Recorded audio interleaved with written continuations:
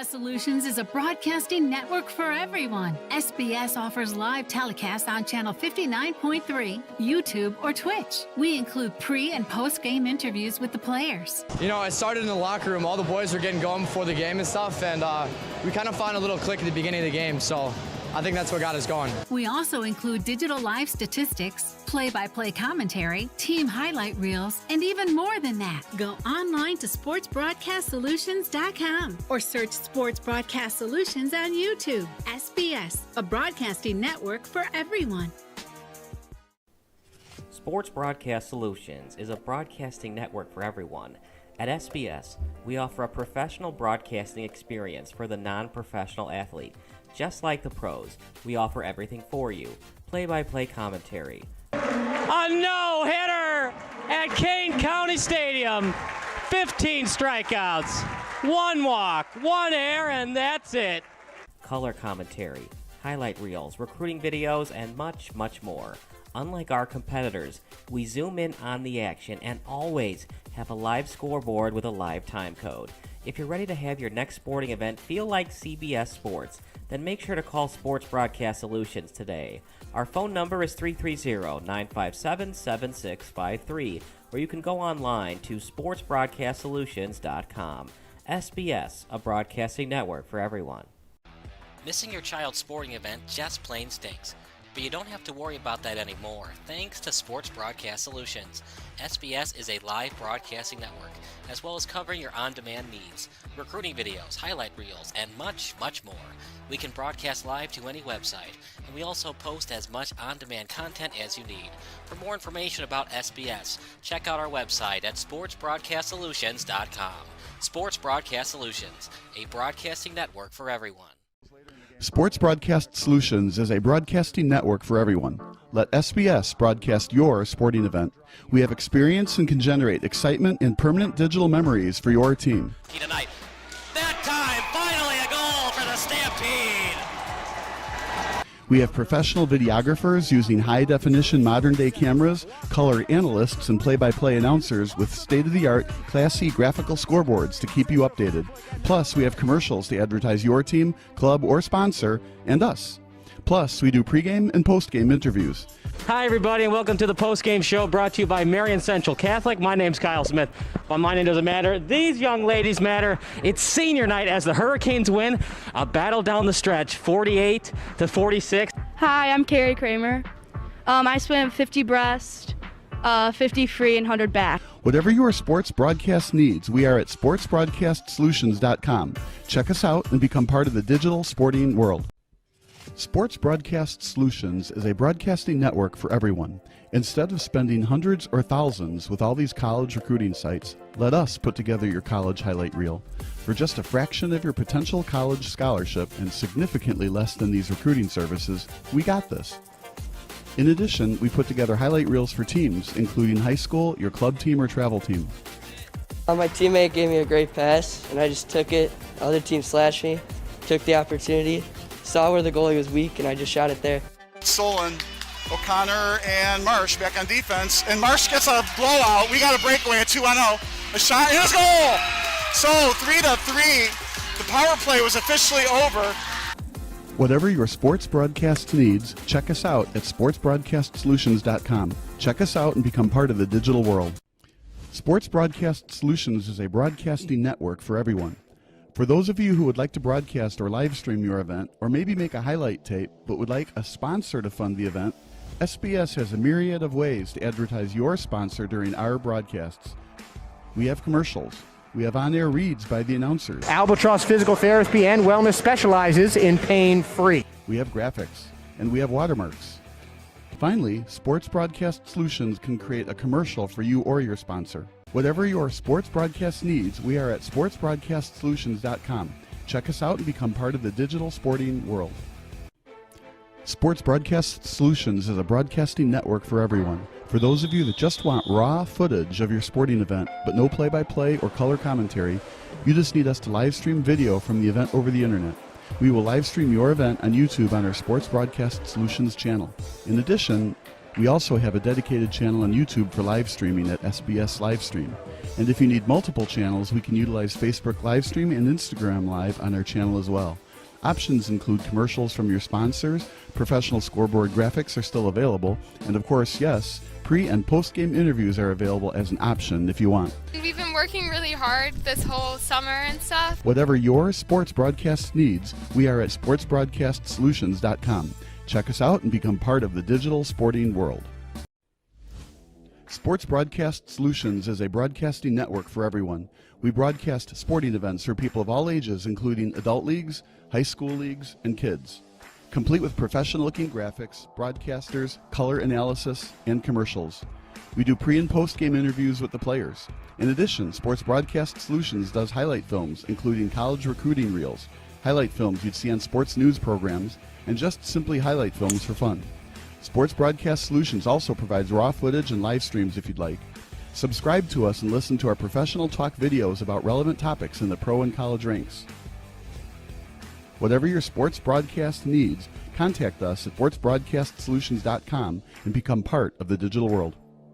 This is Sports Broadcast Solutions, a broadcasting network for everyone. Check us out at sportsbroadcastsolutions.com and become part of the digital sporting world.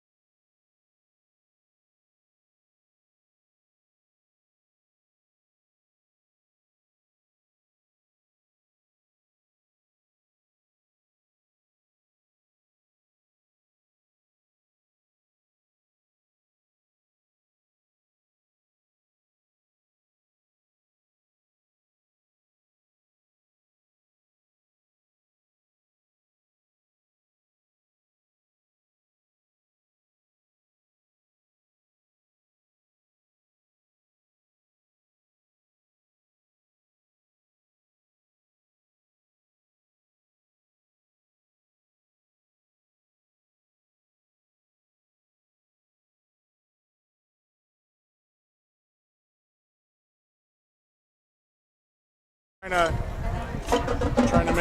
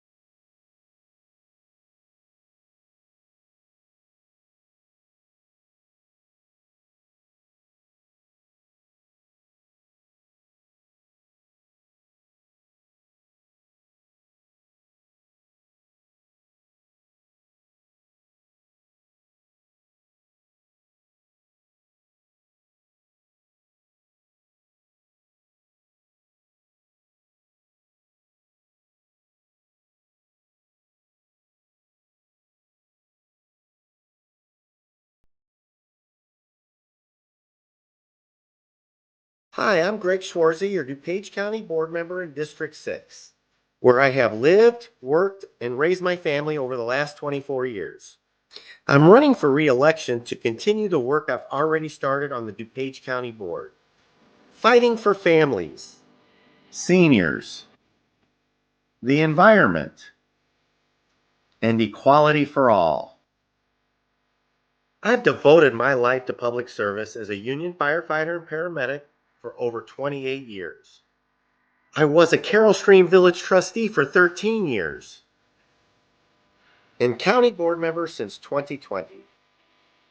It's in these roles that I've seen firsthand the challenges our residents face on a daily basis, which I'm addressing in my work on the county board. As chair of the Human Services Committee, I helped implement a 24-hour 211 phone system for residents in need. I worked to secure millions of ARPA dollars to combat food insecurity, housing instability, and mental health and addiction issues. I increased funds and staffing for veterans assistance. As chair of the Emergency Telephone System Board, I procured new interoperable radios for every firefighter and police officer in DuPage County. On the HOPE Task Force, I secured funding for opioid education in middle schools and have been a strong supporter of Louis' Law. I've also successfully lobbied for a safety median on the Great Western Trail at County Farm Road to provide a safe haven for bicyclists and pedestrians. To learn more about my work on the county board, please visit my website at gregschwarzy.com. Please reach out anytime. I'm very blessed to be able to serve DuPage County.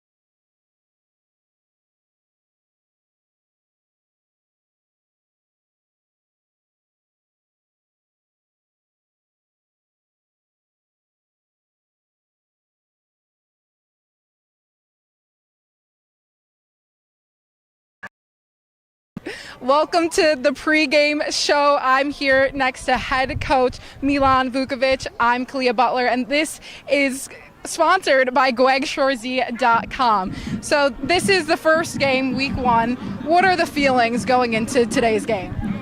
Oh man, emotion, running wild. I love this game. You know what I'm saying? And my dad passed 8 years ago, and I miss him. And this is for him. You know what I'm saying? We talked about a pregame, and it's just, this is the kind of game that just brings everybody together. No, it's all good. And the emotions that run wild in this game are second to none.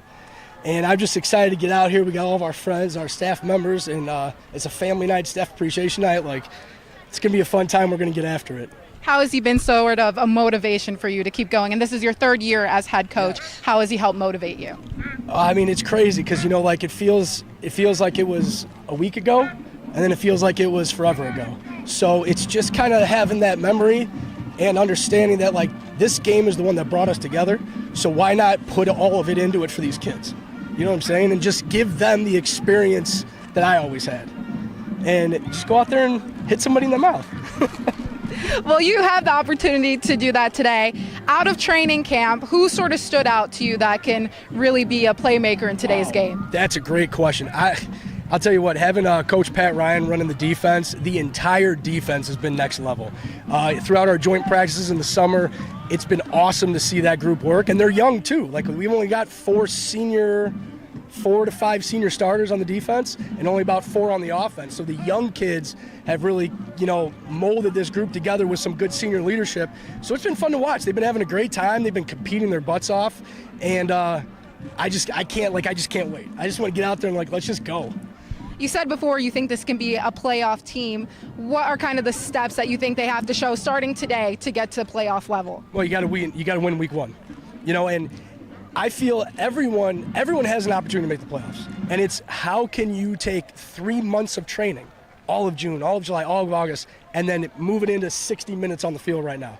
And take step 1, because week 2 doesn't matter without week 1.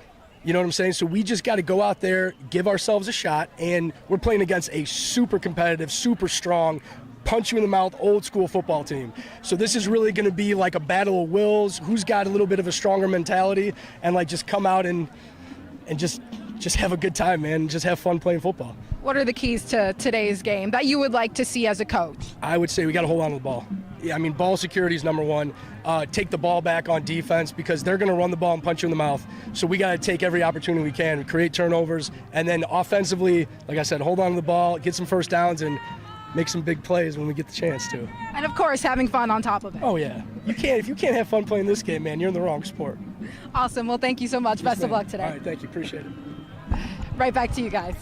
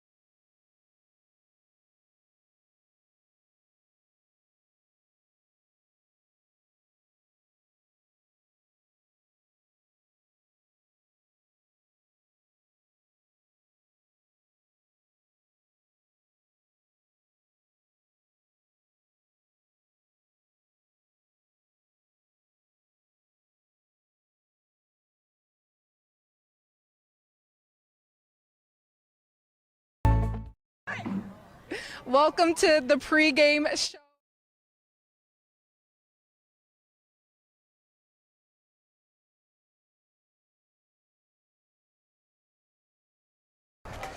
Good evening, everybody. I'm Kyle Smith, along with Gary Sahara, as Bartlett is hosting Glenbard North. Both teams 0-0. So, Gary, the only time of the year where every team is undefeated, but Bartlett would like to be 1-0. It's their home game. Glenbard North trying to be the rude guest from Carroll Stream. It's the battle of Carroll Stream against Bartlett tonight. Only time of the year. It's football season already. It just looked like it was yesterday when spring sports ended, and now we're standing here watching football. Neighborhood rivalry. Talked to both Coach Ryan Wilkins of Glenbard North and Milan Vukovic kids went to school with each other in middle school, grade school. They played against each other, played with each other in youth ball. This is a neighborhood rivalry. The records, it's the first game of the year, as you said, but this game expects to be quite the contest, especially in the neighborhood rivalry. You know, partner, as the game has changed and it's become part of the analytics, a lot of shotgun formations, running the spread. How about this? Head coach Ryan Wilkins for Glenbard North. He prides himself of going under center and running the I formation. They're going to have quick snaps, I formation, try to run it down your throat, keep that clock running, down after down after down, and try to avoid Bartlett getting the football. You know, last year they were 0-9, so throw that out the window because they were 2 years removed from being in the playoffs. They lost to eventual champion Lockport, so that's a pretty good notch on your belt, losing to the eventual state champions. But the running game, he's got the I formation, he's power. He said he had a great camp when I talked to him. He's got 5 sophomores up. He's ready to go. He's got a lot to prove this year. He wants to get back. He doesn't know. He said it's a coin toss. We're going to see what happens in this game and the first 3 games of the season as well. In defense, he's also got 3 linebackers coming back, and it's a defense run game. He's more of a run kind of guy, but he likes to throw the ball as well. Let's talk about Bartlett. They're led by their quarterback Vincent Yario, but let's talk about these wide receivers, partner. They got a lot of size. Nick Carlos, 6'2", Michael Campa, 6'1", all conference last year fullback in Don Hubbard. It's a team that likes to throw the ball, but they also like those old school fullback dives as well. And Milan likes this core. They're going to be around for the next 2 years. So they're going to be dangerous in this conference. And Yario's got a cannon. He was a pitcher, threw 85 miles an hour. Back when he started football, he was a tight end and defensive end. Now he switched over to quarterback. So we're going to see how this kid airs it out. He wants to take advantage of this team's size and speed and go down the field quick. It's a 7 o'clock kick. We're going to take a break. National anthem coming up next here on SBS, a broadcasting network for everyone.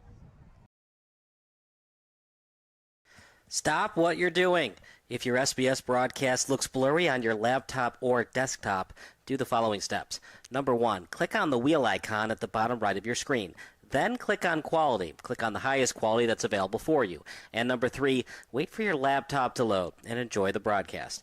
If your broadcast looks blurry on your phone or tablet, do the following steps. Number 1, click on the wheel icon located at the top right of your screen. Number 2, click on advanced. And number 3, click on the highest quality available. If you're still having issues, type in the live chat. Thanks and enjoy the game.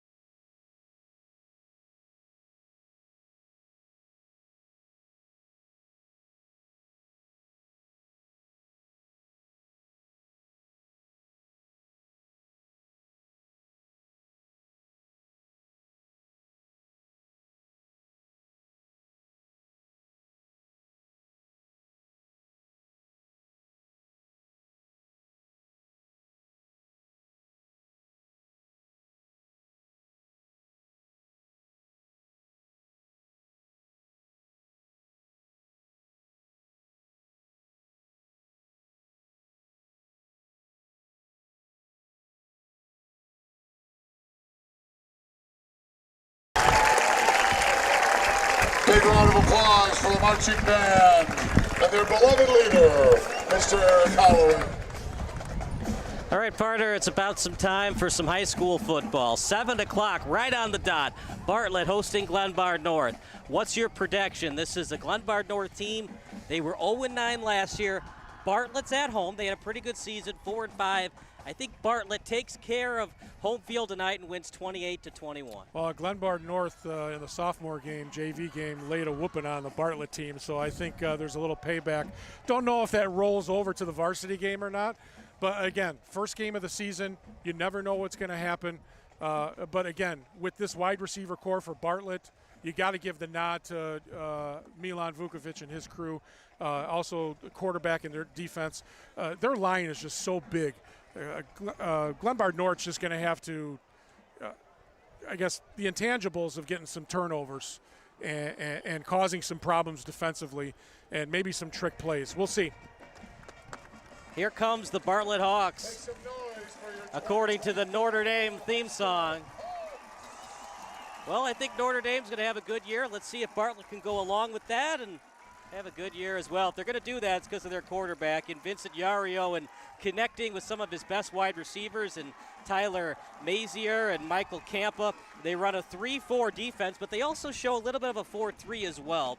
Multiple fronts, very aggressive. It's a new defensive coordinator in Pat Ryan from Old Canelan, and he likes to do some creative blitzes and coverages. So it's going to be a creative defense, but that doesn't really scare Glenbard North because their offense isn't that complicated, so to speak. No, it's a straight I formation power sometimes in your face right up the middle. But again, you got the new defensive coordinator. He wants to be aggressive. He wants to set the tone, and he wants to send a message in this conference that Bartlett is one of the teams to beat, especially the first 3 games of the year. It's Lake Park, Glenbard North, and Glenbard East, those first 3 games of the season. So this is definitely a test for Bartlett. Beautiful day out here, partner, man. I'm telling you, this is full house. Thought we'd get some rain, but we're up here on the press box. This is great. For sure. As we have a little bit of delay on the field.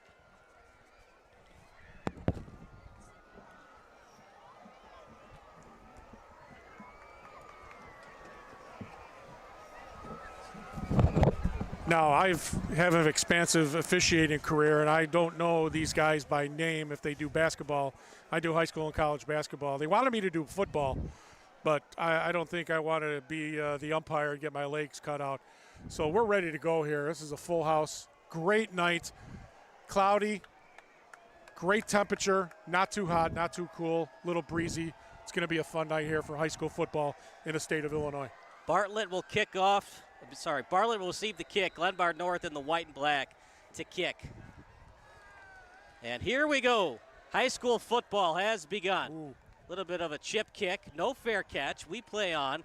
And a little bit of east and west running, got a couple of yards. And then the big tackle credited to Glenbard North's Luke Ramirez. Excellent kick coverage there for Glenbard North. You looked at kick, didn't go that far. Thought they'd had an opportunity to get a little farther up the field. So it'll be 1st and 10 at Bartlett's own 23. I've seen you in all year.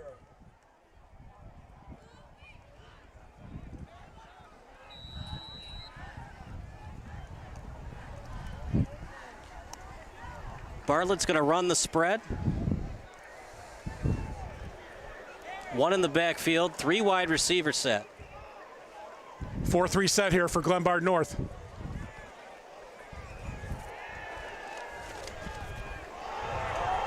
Little passing play down the sideline and tries to one-hand catch it, but he dropped it. Great coverage on the near sideline at 2nd and 10 coming up for the Bartlett Hawks. Looked like from up here incidental contact, but I like to see the replay on that one. See maybe if he had his hand out to push him out. He almost made a great catch. Could have been fast interference, but no. So it'll be 2nd and 10 at their own 23. I like the way the offensive line for Bartlett held that Glenbard North line. With 11:47 on the clock. And gave Yario plenty of time on that pass. Handoff out to the right side, going nowhere fast. Stuffed at the line of scrimmage. A bunch of Glenbard North players around it, including Treshawn Williams. A little bit predictable on that play, a handoff. I think maybe a play action or a rollout to get this defense moving and see what they can do on the run. It's obviously harder to defend on the run than it is straight up. It'll be 3rd and 9 at their own, well, they say 26. I think they meant the 24. Or they meant to put in 3rd and 7. Ball's at the 24, 3rd and 9. 1 in the backfield, obvious passing situation. Clean pocket right down the field. Back shoulder play, and there comes the flag. That's a good call. Back shoulder plays are always the toughest for a defensive back to cover because you know you have to look for the ball and find your receiver. So good call. Just a little bit of contact, too much delivered by Mahari Thatch. And in high school, it's 15 yards. In college, it's 15 yards. NFL, it's a spot foul. Walking amongst you, 50-50 raffle tickets. But still a first down. It's a first down, but if you have a Patrick Mahomes type of quarterback and you throw it 70 yards, you want that ball at the 1 yard line if there's pass interference in the end zone. But guess what? You're only getting 15 yards. When you're Patrick Mahomes and have 7 weapons to throw to, it makes it a hell of a lot easier. Handoff up the middle. Close to the first down. He's brought down by Dylan Hendy, but not before he gets over 8 on the play. Second and short coming up for the Hawks. Offensive line for Bartlett is controlling the play right now. Glenbard North has got to maybe try something different here. I haven't seen a blitz package yet. We'd like to take a moment to recognize one of tonight's sponsors, DuPage County Board member Greg Schwarzy. Special thanks to him for sponsoring tonight's game. 2 in the backfield, scattered backs. Bad snap. They somehow get it off. And how about that, Gary? They get positive yardage and close to a first down. And in high school, usually they give them the benefit of the doubt. Broken plays usually cause a lot of chaos on the defensive end, and it certainly benefited Bartlett right there. 1st and 10 at the Glenbard North 49 as the clock continues to run with 10:11 to go. So this Glenbard North secondary has been pretty decent besides that flag, and it's so hard to not commit pass interference on a back shoulder play, and the ball was underthrown anyways. This time, tackle for a loss. Big time tackle. And it's going to be delivered by Tyler Havoric. Tyler Havoric, one of the guys that Ryan Wilkins talked to me this week about being one of their leaders on defense, came in, put a hit on the running back, sent him back, lost yardage. And that's a good play right there for Glenbard North to get some momentum defensively. Partner, you don't necessarily have to pass it. If you want to pass it, maybe get it to one of your playmakers out in space on a screen pass. Again, possibly, roll out, make that defensive unit move. Not a great snap, but a clean pocket for Yario. He's going to run it, and it was well read by Glenbard North. Partner, you'd like to see Yario take another second to scan the field. He had nothing but time in that pocket. Yeah, roll out as well. Again, as you talked about the bad snap, that's causing some timing issues with the receivers in the secondary. So, partner, you've reffed a lot of years on the football field. What do you look for on these obvious passing situations if you're in the middle of the field, like where that ref is at the 30-yard line? Well, I'm certainly not going to live and die. You're not going to try to get first downs with back shoulder throws and get pass interferences. This is the problem that the Bears had last year where you couldn't get 3 or 4 yards. 3rd and 10 right now, so you try to get a short play, maybe a quick screen as you've got some pressure on the outside here. But they're playing off. They're dropping back into a zone. Yario, he fumbled it. Ball loose on the turf. Still loose. A lot of Panthers around it, and they got it. Fumble recovery for Dylan Bradford. Oh, partner, just Vincent Yario. If you're going to take a snack, at least hold on to the football. We talked to head coach Milan Vukovic. Got to hang on to the football if they want to win today. So far, they are not winning the takeaway battle. Also protect the ball if you're going to roll out and just take the sack. Great play, as I talked about. Glenbard North needed a play. Glenbard North needs those intangibles, those turnovers to create some chaos and give them an opportunity to put points on the board and hang with this team. So 1st and 10 for the Panthers inside Bartlett territory at the Hawk 35. 2 in the backfield.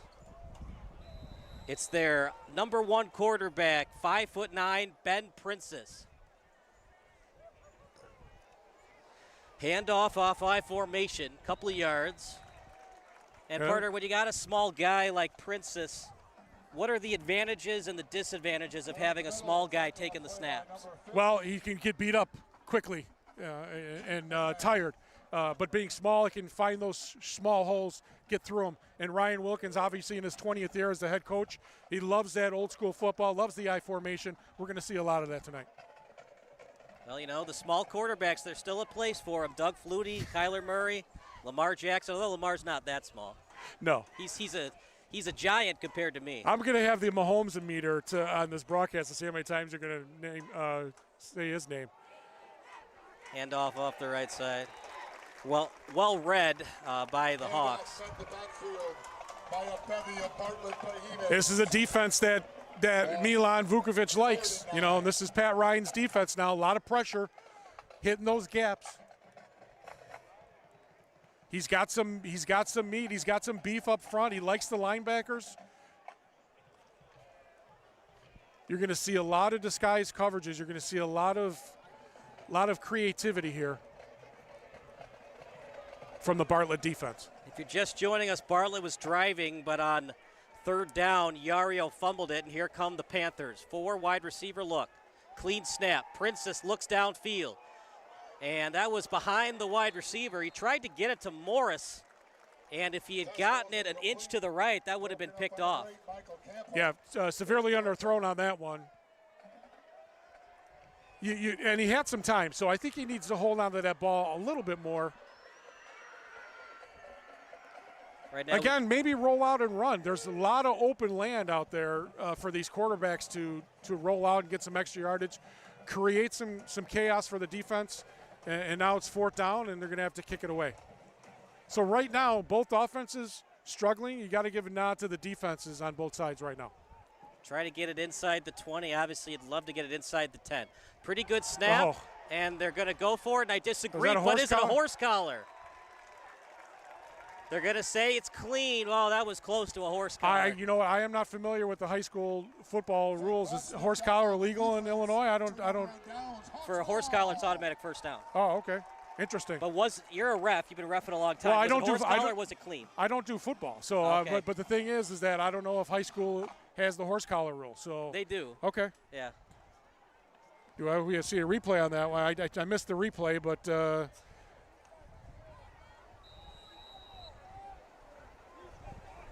Here we go. That looked close to a horse collar, partner. It sure did, right? Yep. It's got to be inside the jersey. Again, it's all about the angles. I'm not going to sit here and bash the boys in the stripes. And that's going to be a short gain for Bartlett. At the same time, did you really need to pull all the tricks out of your playbook, 4th and 9 in a 0-0 game? Yeah. Just do the pooch punt. Not a good call, and that tells me that Ryan Wilkins and his staff are not too confident right now. And that tells me if I'm Milan Vukovic, keep coming. Yeah. Keep coming with pressure. You're going to have to make Glenbard North make a play on offense. Look, I saw it last year where St. Francis was up by 2 points on Fenwick. All they had to do was do a pooch punt and force Fenwick deep in territory, and they couldn't pull it off. Run to the right side, couple of yards, and actually a yard after contact. So 3rd and manageable coming up for the Hawks. 4 down territory unless Yario takes a sack here. I like the run defense here by Glenbard North. Consistent so far in this first quarter. Got a long way to go yet. We're still, close to 5.5 minutes to go in the first quarter. So it'll be 3rd and 3, ball on the 40.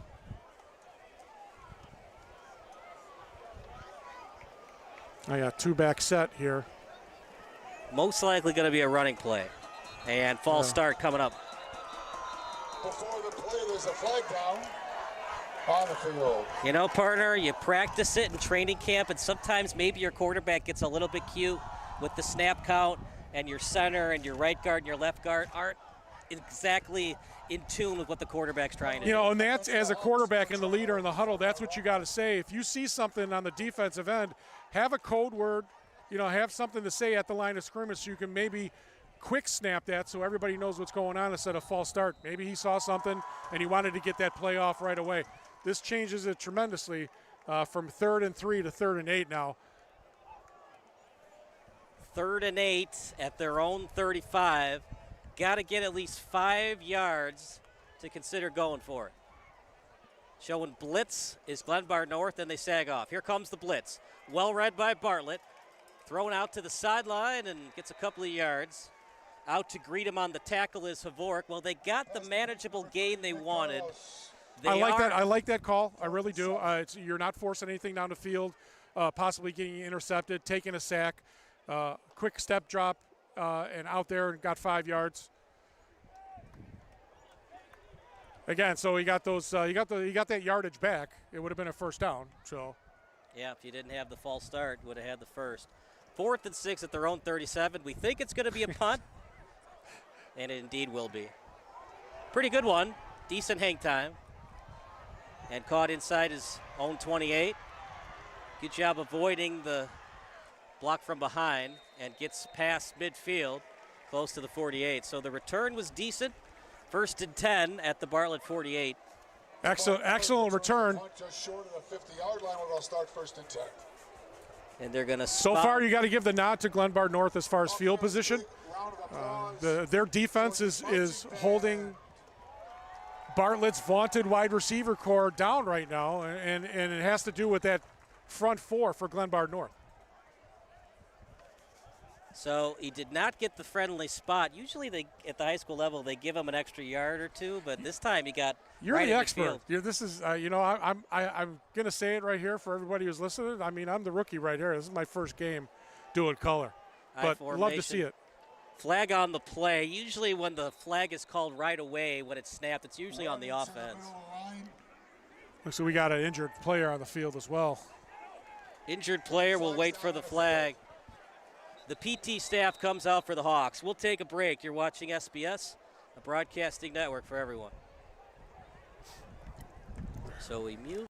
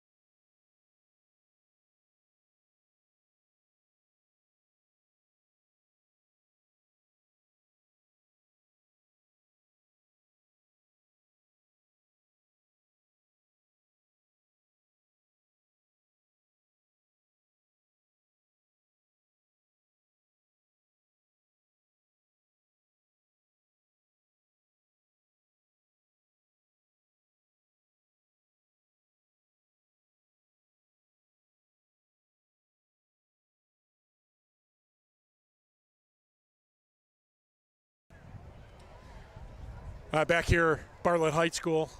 The cart's on the field for linebacker Ethan Radicek. As we're looking at the replay here, look how you went in for the tackle and he hit his own guy. Probably a stinger to me. Looks like a stinger. Yeah, we watch it. He went in head, shoulder first. Yeah, absolutely stinger. Could be on somebody's leg, could be on somebody's back. Can't really tell on that replay. But the staff is out there along with his parents.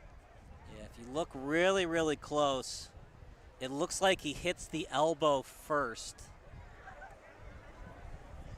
I don't think it's the head because he was holding the elbow before he held the head. It's Ethan Radicek, the injured Hawk. You know, partner, we all love football, but we all don't like this, and this unfortunately is part of the game. It is. And we don't like to see it, especially at this level. Injuries happen in the youth level as well, and obviously professionals. But great look here by our cameraman, Andrew. Yeah, he's doing as he's up, sitting up, so that's good right there. So his extremities, if there was any problem, he wouldn't be able to sit up. So I would say Kyle could be a stinger. Maybe it's the elbow, as you said, but he definitely, or maybe the wind knocked out of him. You never know. So he's got both hands up. Great look right there. Talking, he looks a little confused. Could be a concussion. Yeah, you know what? Play it safe. It's the first game of the year. Take the helmet off, take the pads off, get evaluated, and live to see another game. It's not worth it. I know it's a rivalry. I know you know these guys. You grew up with them. You played with them. Right. But it's not worth your health and your safety and your future as if you are going to be in football or anything else you choose to do in life. Other thing, too, is if he stays confused, he's got to pass a test, the concussion Correct. protocol, to come back onto the field. Correct, and that can only be given the thumbs up by the athletic trainers. Parents can't get involved, head coaches, athletic directors, anybody on the team. It's always the medical professionals. That goes for football, and he's up and walking, going to go to the cart. He'll be evaluated, and we'll see. Hopefully we can get a report from down on the field to find out what his status is. Sam Corbett has an update for us. Sam, what do you have for Ethan Radicic? You do not have a report for us. So Sam will go down, get us a report from Ethan, as it is a 0-0 game right now.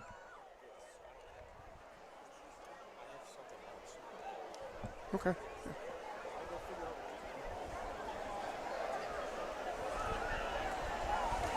We'll bring Sam. He's got a couple of tidbits that he can talk to us about, so we'll wait and get some information about Ethan Radicic, and then he'll have a full report for us, probably at the end of the quarter. This is a GBN team looking to right some wrongs from 23. So Sam's going to go downfield, give us some reports of what's going on with Ethan Radicic. 0-0 game right now, partner, and at least he wasn't holding his elbow, holding his knee. He got back up. Concussion is still a very serious injury. Here comes the ambulance for Ethan, as protocol is for concussions, but at least he got off the field on his own accord. Yeah, he'll be evaluated, and obviously he's got to be cleared by the medical professionals. So that's a great sign that he's up and out on the cart. So good luck to him. So it'll be 1st and 20 at their own 40.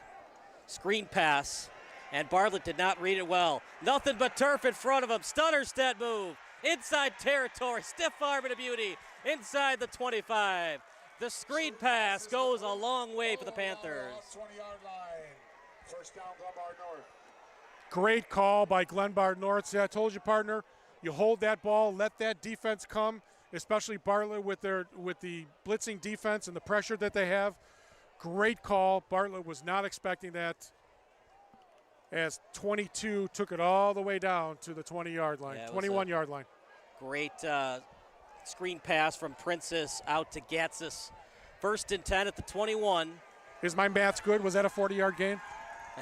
Close to it. Ball Right. spot at the 21. Pitch play out to the left. A lot of room in front. Breaks off a tackle. 1st down and more for the Panthers, as a great run by Lucas Kramer, but even better blocking by the Panther front. When I talked to Ryan Wilkins this week, and he talked about this team being 0-9, this does not look like an 0-9 football team. Again, you're playing your neighborhood rivals, different type of atmosphere, different type of adrenaline. This is a different game. This is not, Bartlett against St. John's or a team that they've never seen. This is a team, looks like 33 got a little sick there. He spit out something. I don't know if he just vomited on the field and let it go, or the old. Sorry to interrupt my thought there, but I don't know. He wasn't drinking water. 2nd and 1 at the 12-yard line. I formation again. Kramer, he's going to score. Touchdown, Panthers! That didn't take long, Gary. Power run to the left side. Ryan Wilkins says, "Come and stop us. We know how big you are. We know you got a new defensive coordinator, but we're here to play." Very impressive drive by Glenbard North. The touchdown is credited Kramer, but it's really Christian D. Alexander's touchdown. The fullback was 8 yards right after the snap, getting that final block to allow Kramer to score. Hit that initial hit off the handoff, and then boom, right up the field, and knock that linebacker or defensive back that's coming up to make that play. So Kramer and D. Alexander working great as a tandem. The PAT coming up for Glenbard North and partner in high school. PATs are never a certainty. Princess to hold. Snap is good. And the kick is straight through by Griffin Massmar. 7-0 Panthers as we go to break here on SBS.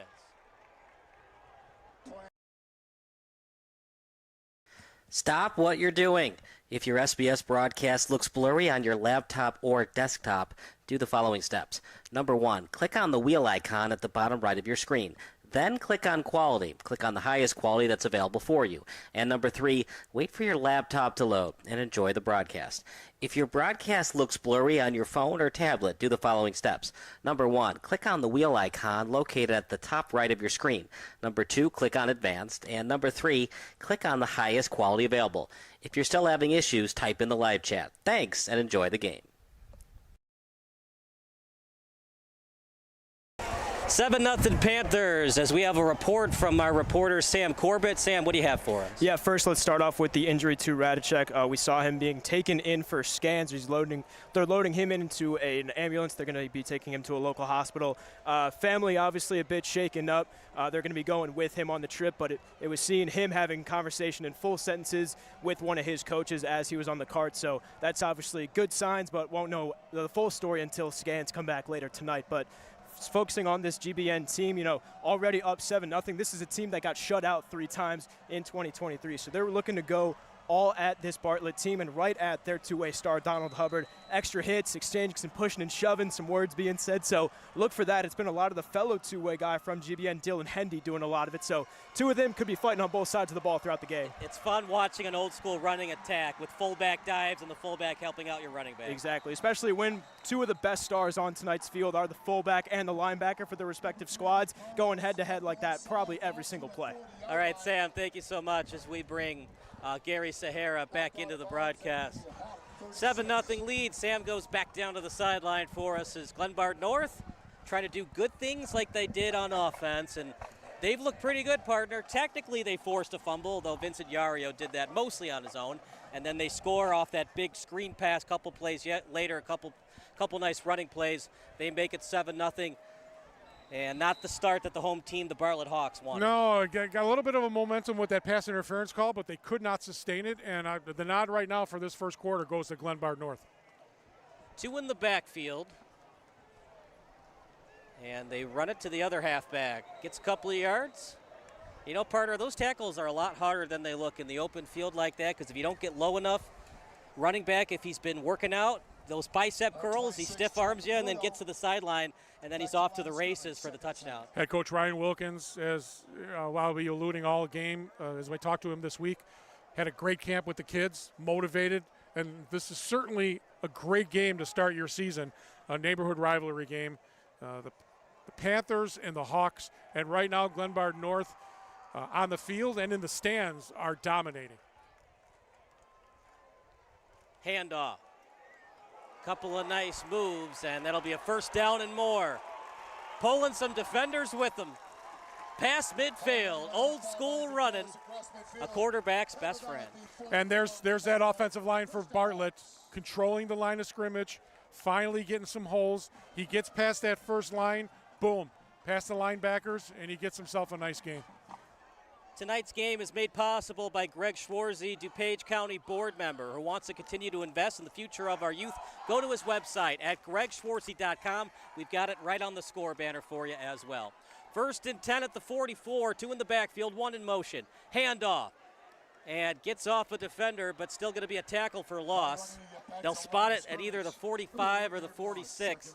2nd and long coming up for Bartlett. And just when you think Bartlett's got that momentum from that long run, they come back with another run. I think once you get that big run, a little bit of play action, maybe a rollout here. Get this defense moving east and west instead of north-south.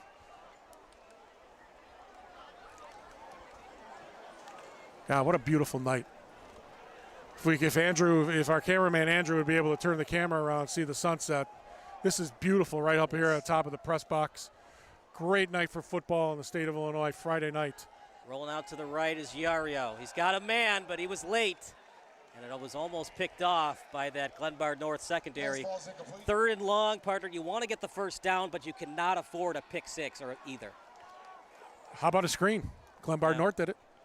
You know what I'm saying? I understand that this wide receiver core is better statistically and on paper than Glenbard North, as both coaches might agree. And both coaches are good friends as well. So they've known each other for a long time. But right now, Ryan Wilkins has got Milan Vukovic's number. Or possibly Pat Ryan's number since he runs the defense. We'll give you an update on Radicic after this play. In the pocket is Yario as he'll get outside the pocket to the sideline. Still holding that ball too long, partner. Yeah. You gotta make that move. He had an opening there, but he waited too long to run and scrambles for about a 5-yard gain.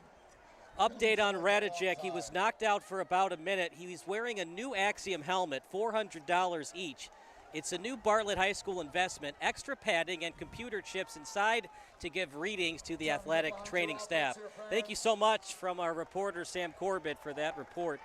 4th and 6 at the 40. You guys can be louder than that. I think you go for it here.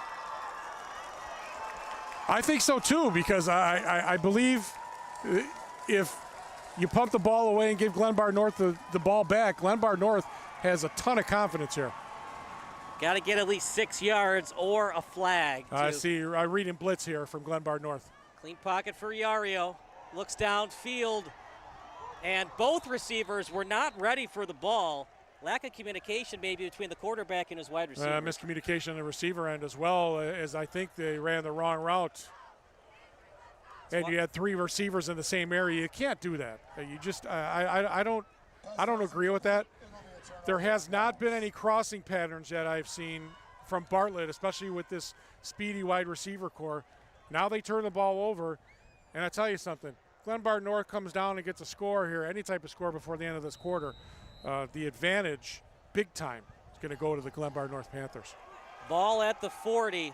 Let's see if Princess and this Glenbard North offense continues with the confidence that they have off that last touchdown drive. Got to go 60 yards to score this one. Meanwhile, stacking the box are the Hawks. Running play, slow developing play, doesn't matter. Breaks off a tackle, 1st and 10 again for the Panthers. Rinse, lather, repeat. That's the offense that Glenbard North wants to run. I formation, old school. That's what they got to do. Control the line of scrimmage, push Bartlett back, and get those yards. Pass midfield.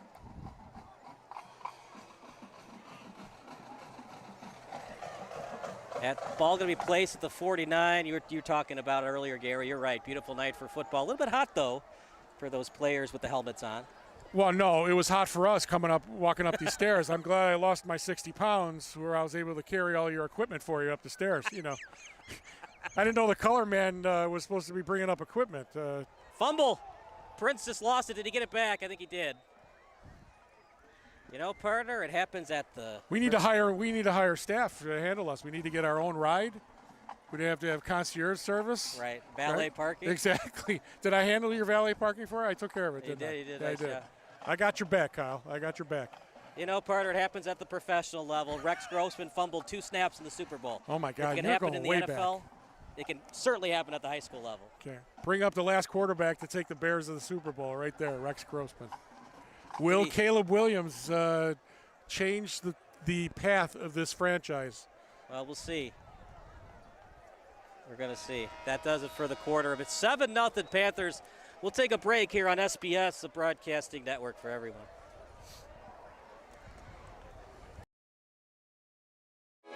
Sports Broadcast Solutions is a broadcasting network for everyone. SBS offers live telecasts on Channel 59.3, YouTube, or Twitch. We include pre- and post-game interviews with the players. You know, I started in the locker room. All the boys were getting going before the game and stuff, and we kind of found a little click at the beginning of the game, so I think that's what got us going. We also include digital live statistics, play-by-play commentary, team highlight reels, and even more than that. Go online to sportsbroadcastsolutions.com or search Sports Broadcast Solutions on YouTube. SBS, a broadcasting network for everyone. Sports Broadcast Solutions is a broadcasting network for everyone. At SBS, we offer a professional broadcasting experience for the non-professional athlete. Just like the pros, we offer everything for you. Play-by-play commentary. A no-hitter at Kane County Stadium. 15 strikeouts, 1 walk, 1 error, and that's it. Color commentary, highlight reels, recruiting videos, and much, much more. Unlike our competitors, we zoom in on the action and always have a live scoreboard with a live time code. If you're ready to have your next sporting event feel like CBS Sports, then make sure to call Sports Broadcast Solutions today. Our phone number is 330-957. Second quarter here on SBS, a broadcasting network for everyone. Truly for everyone. Princess in the pocket. He gets out of it. He's still on his feet. Past the first down marker and more. Got the ball back if he had fumbled in the first place. Deeper on a pass. Scampers down inside the 35.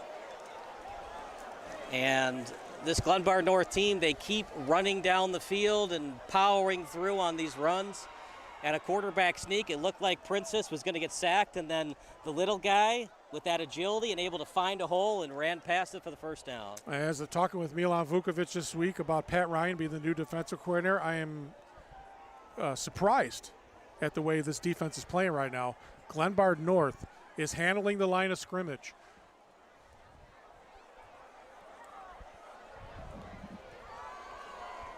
First and 10 at the 34. Handoff to the right side.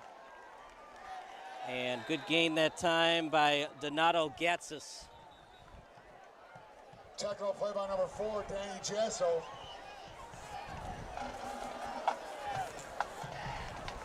Second and manageable coming up, but it's going to be a holding call against Bartlett. Glenbard North. Big round of applause for the dancers and their mini dancers.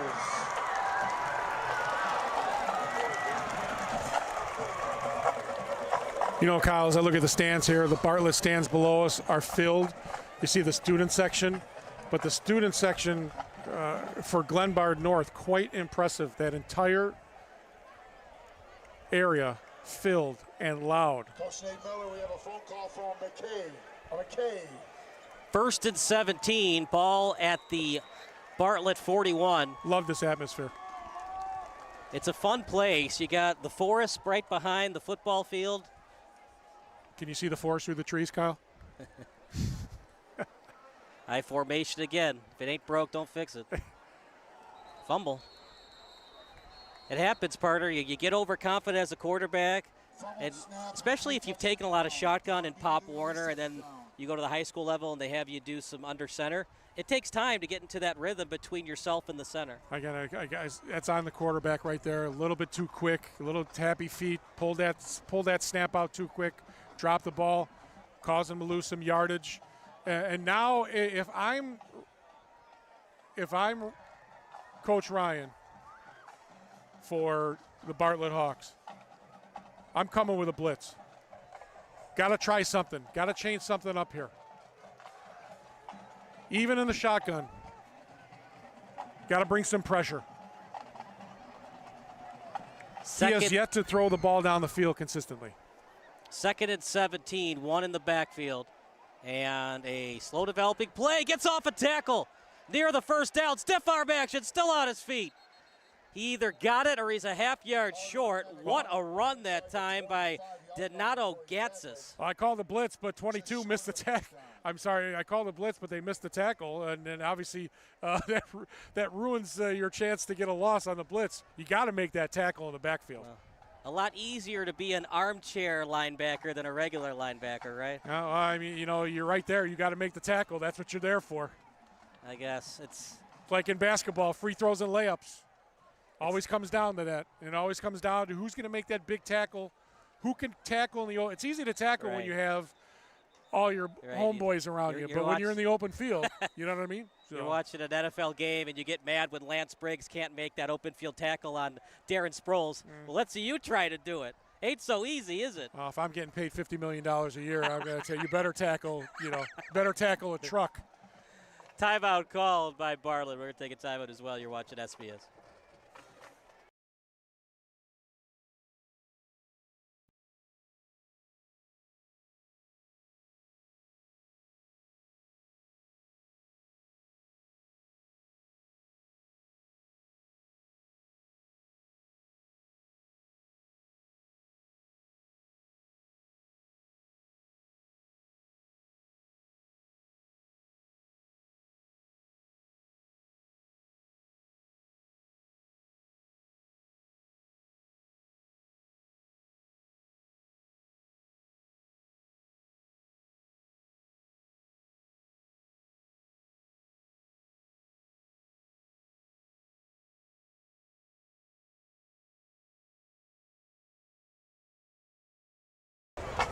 Does Sam know that to go across? Why don't you have him go? Welcome back to the broadcast of Kyle Smith alongside Gary Sahara. 3rd and 1 at the Bartlett 25. Unless they have a loss here, most likely going to be 4-down territory. Absolutely. You're inside the 30. I formation once again. Princess had trouble with the snap. Doesn't matter. Gatsis in space. Gatsis, it takes a full effort to bring him down. He's a big boy. He keeps churning those legs, and he's hard to bring down. 71 for Bartlett, shot the gap very quickly and missed that handoff. As we look at the replay here, he's going to come up, get right inside, and just miss it. And again, it's those kind of situations, Kyle, those kind of plays that determine how this game's going to go. Right. It's going to give a team that maybe is not that strong a lot of confidence to make those kind of plays against a team that's supposed to be better than you. The timing was off on 71 because it was a fumbled snap. So he was trying to time the rhythm of Princess to take the snap, and then Princess fumbled it a little bit. I formation again. Gatsis gets to the edge. Gatsis still on his feet. 1st down and more for the Panthers. Partner, what do these DNs have to do for Bartlett, because it's so easy for Gatsis to get to the edge? You're going to have to get up the field. You're going to have to get some pressure and also get some help from the linebackers as well. And as a defensive back, you're going to have to tie up that receiver, set him aside, and go and be able to read that run and come up there and make that stick. You know, something that Gatsis did that he has to be careful of, he put the ball over the pylon with the ball still in play. Be careful, Gatsis, if you do that, because the safety can come from behind, try to swat that ball out. That's a good point. Another report from Sam Corbett coming up after this play. 2nd and 2 at the Bartlett 7. 2 in the backfield. Princess will take the snap. Pitch to the right. Gatsis, hesitation move. Gets maybe a yard. 3rd and short coming up. Sam, what do you got for us?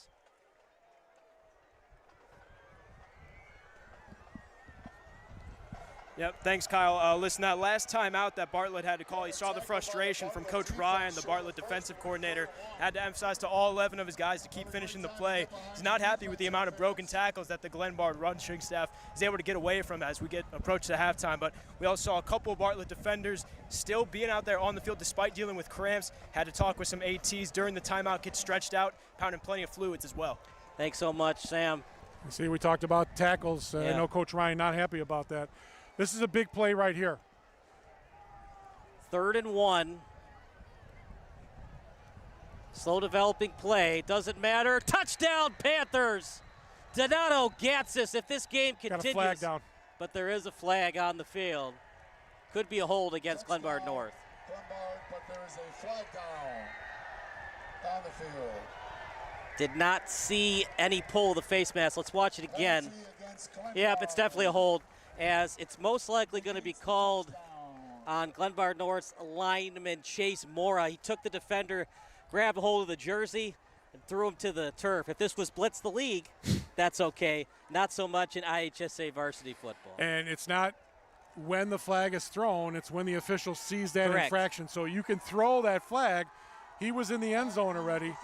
So this is a big, right here defensively for Bartlett right here. This is a statement. If you hold them here on 3rd down, force a field goal, or if they go for it on 4th down and hold them, This is a big-time momentum builder for the Bartlett Hawks. But if Glenbard North somehow gets a first down or gets in the end zone, Bartlett's in trouble. 3rd and 9 at the Hawk 14. Got to get at least 6, you would think, if you want to go for it. Good thing about field goals is no matter if it's blocked or not, ball's placed at the 20. I formation again, this time play action.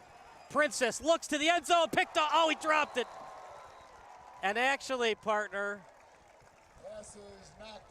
it's not gonna, I'm not going to say a blessing in disguise, but if he had picked it off, considering that Glenbard North is not known for the field goal game, Bartlett might want them to attempt a field goal because Bartlett might block it and take it the other way for a touchdown. He had 45 in the flat, forced some yardage to get close enough to make the field goal easier, possibly get up into the end zone, but he chose to go for the end zone, and that ball was almost picked off.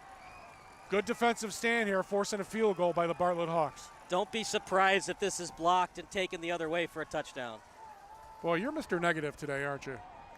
I've seen too much in high school kicking. That kick, right through the uprights, it's good. What a beauty, partner. Not a problem. 31 yards on the kick. It's 10-0 Panthers here on SBS, the broadcasting network for everyone. Where's Waldo? Principal Mr. Tim Brodeur.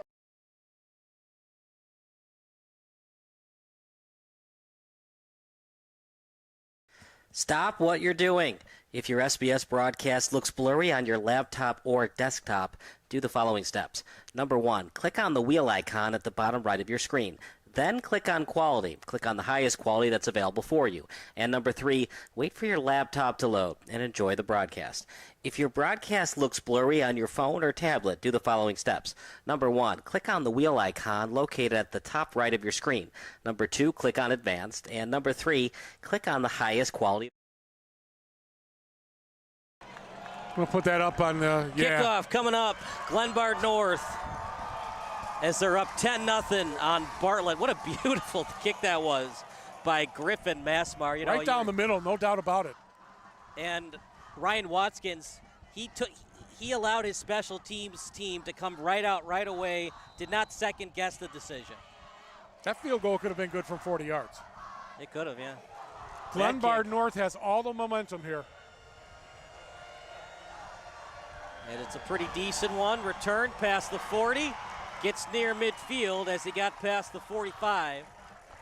And let's see what this Bartlett offense can do with decent field position. Good recovery by the Glenbard North special teams from behind. They don't catch him from behind. He's gone all the way for the touchdown. And then we got a brand new ball game.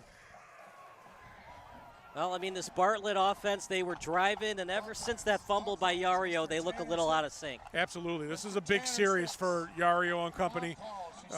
You have to start utilizing your top weapons. You got 3 of them. Start possibly trips left, trips right. Something quick. Maybe a stop and go move here, as we said, right here. Trips right. It's a Bartlett team. They're well known for their wide receivers, but you got to get them some confidence first off. Pitch to the right. Glenbard North was not fooled.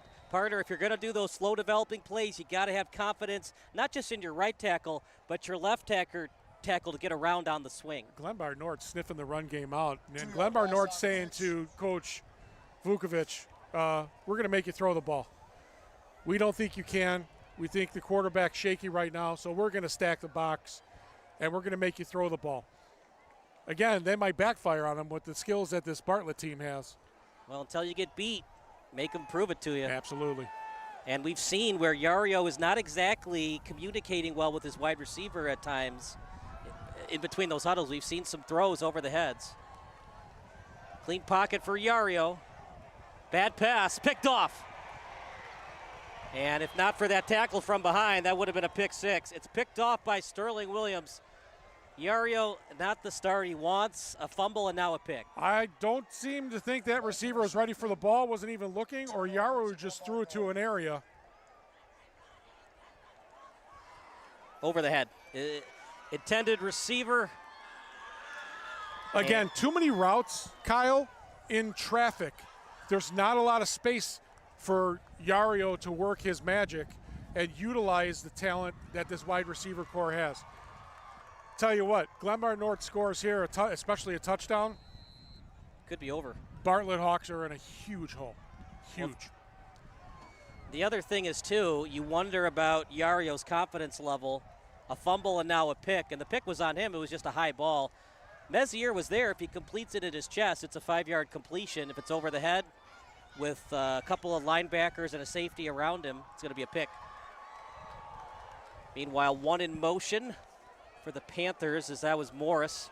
Pitch play to the right to Gatsis. Man, is he fast. Gatsis over 5 yards on that gain. Parter, they might have to start blitzing and force Princess to pass because all those pitches to Gatsis are going for positive gains. One thing I saw right here on that play in motion was 8 single side coverage. Why not take a shot? Make that defensive back make the play. You had one-on-one coverage there, and you chose to go with a flip. Not saying the running game's not working, because it is, but you have single side coverage there and man-to-man coverage. Take a shot. You're up 10-0. You know, Princess hasn't thrown it besides that screen pass. Does he get a little bit of coldness, not having a lot of passes under his belt? It's tough for him to call a passing play here? No, I just think it's the way the offense is run. He's handling the offense. It's I formation. Look at that spin by Gatsis. You know, it's a 2-yard loss, but that could have been a 4-yard loss. Exactly. You know, Donato Gatsis, if the game ended here, he would definitely get the game ball. But Lucas Kraber has been great as well running the ball for the Panthers. Great pressure by the Bartlett Hawks defensive line. But again, how about some play action? I would like to see a play action pass there because that would definitely open things up. You have 3 or 4 of those defenders coming upfield on the play action. You can either run the ball as the quarterback or throw that ball downfield on man-to-man coverage. 3rd and 6 at the Bartlett 30. 2 in the backfield for the Panthers. See what Princess wants to do here. Fakes the handoff. Princess in the pocket. Here comes the pressure and the sack. It's going to be delivered by Donald Hubbard, the all-conference player, and boy, did Bartlett need that. We talked about Coach Pat Ryan dialing things up. This is where he needs to do. Great timing, great call on that blitz. Now you put him back. If I'm Glenbard North, I'm punting the ball. See if you can get it down in the corner. Little pooch kick. Make Bartlett take it all the way down the rest of the half. Yeah, the last time they had a chance to punt, they did the fake and it went for naught. You know, that's why we were wondering if Glenbard North trusts in its special teams unit, but then they had those 2 beautiful PATs and then the field goal afterward. Or you take the penalty for delay of game here, Kyle, you could do that. and you move them back and kick the ball again. You don't have to accept the penalty, though, if you're Bartlett. True. 4th and 13 at the 35. Do not let. Might be a false start on Bartlett. It could be. It's a delay of game. They're called delay of game. Delay game, yeah, good call, Parter. Let's see if Bartlett accepts the penalty. I would deny it because you would think that Glenbard North would do that penalty in the first place to get 5 more yards, so why would you want to help Glenbard North's kicking game? Well, as you see, though, they're switching personnel, so you know now they're punting the ball. Punting instead of pooch kick punt.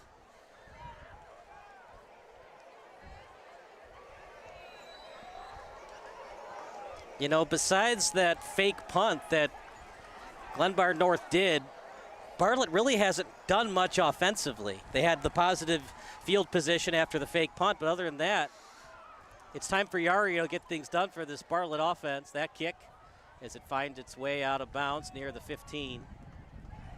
And that's exactly what Glenbard North wants, because Yario in this offense, they have not proven that they can sustain drives yet. 15, 20-yard punt. Yeah, okay, you're down now at the 20. You got 4 minutes to go in this half. Bartlett's got to put something on the board, either a field goal or a touchdown. But you're definitely going to need to start making some plays on offense.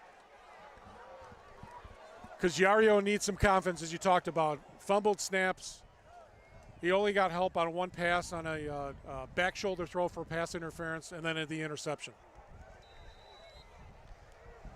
1st and 10 coming up at their own 20. Coach Vukovic says this guy's got a cannon. Let's see that cannon.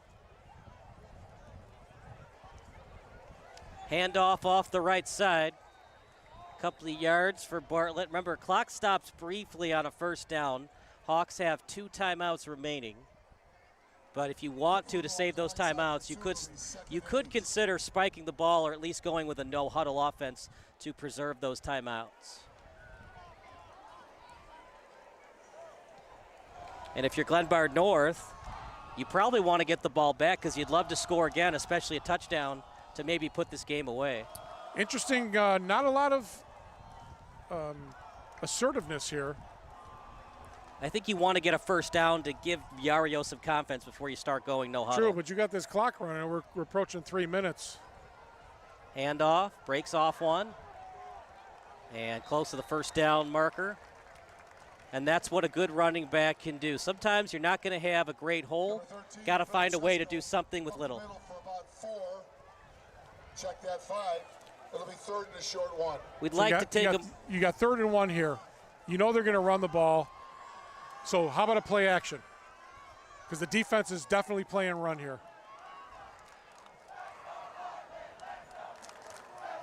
Because Yario hasn't proven that he can throw the ball and control the field with his arm. 3rd and 2 at the 29.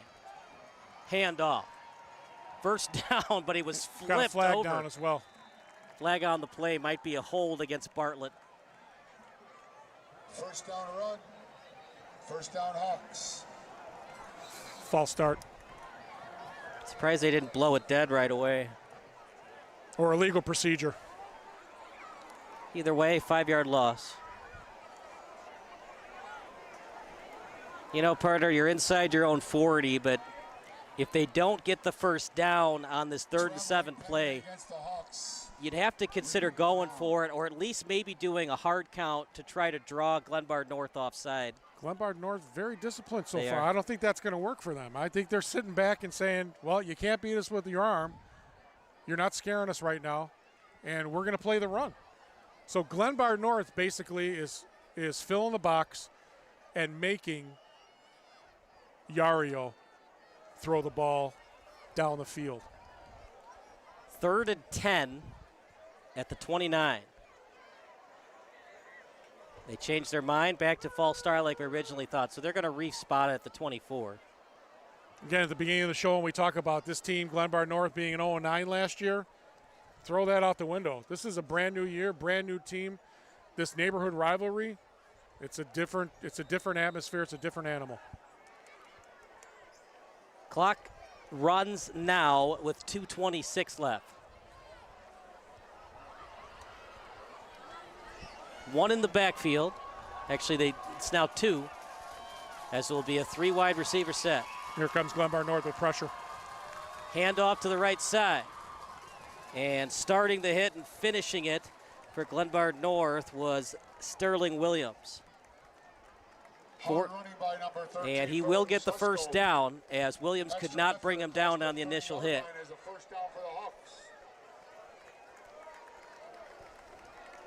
Nice power run after contact. Getting that first down and possibly some momentum for this offense. Next first down, either call a timeout or they'll probably have to spike it. At this time of the game, they're going to have to go no huddle the rest of the way. 1st and 10 at their own 31. Handoff to the right side. Breaks off a tackle. As great job with the tackle from behind by Havorik. He has been all over the field tonight. Yeah, Havorik has been a defensive stud for this team so far. That'll be 2, second and about 3. 2nd and 3 at their own 38. 2 in the backfield. His pursuit of the ball has been absolutely impressive tonight. Handoff. And first down and more as he takes a couple of defenders with him. As a beautiful run that time by Felipe Cesesco.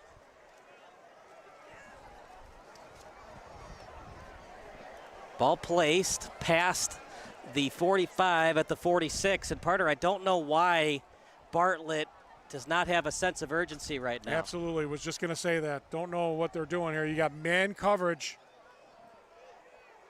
on the outside.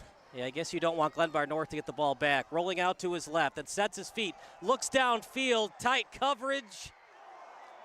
Bartlett wants the flag, but I think that was decent coverage by the Panthers. Might be taunting, though, against the Panthers. That was happening big time. Terrible discipline. Absolutely terrible discipline. I like the call. It was a great throw, as we saw Yario finally use that cannon. But you have to be smarter than that. It's a little ticky-tack on the taunt, but you can't do it. The rules of the game have changed. You just can't do that anymore. Now, when you make that call, Gary, it has to be the same for both teams. You've set the precedent. If Bartlett does that similar, you got to call taunting on Bartlett as well. In high school, they are cracking down on it. Now, for basketball, it's a lot easier because we're in a smaller area. Football, you might be able to get away with some talk if the referee doesn't see it. But when you make the play, you stop and you say something right there and be demonstrative right in front of the official. That's an easy call.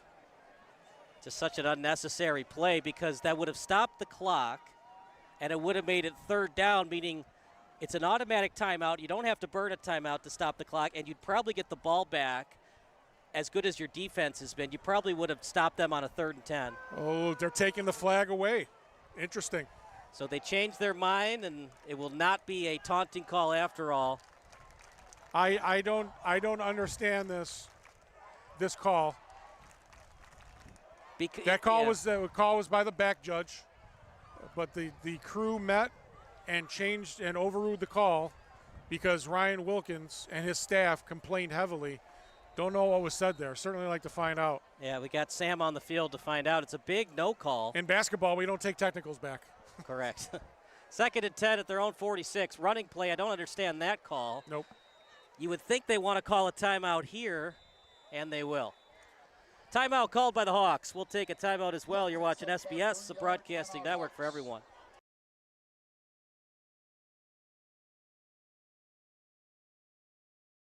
Stop what you're doing. If your SBS broadcast looks blurry on your laptop or desktop, do the following steps. Number 1, click on the wheel icon at the bottom right of your screen. Then click on quality. Click on the highest quality that's available for you. And number 3, wait for your laptop to load and enjoy the broadcast. If your broadcast looks blurry on your phone or tablet, do the following steps. Number 1, click on the wheel icon located at the top right of your screen. Number 2, click on advanced. And number 3, click on the highest quality available. If you're still having issues, type in the live chat. Thanks and enjoy the game.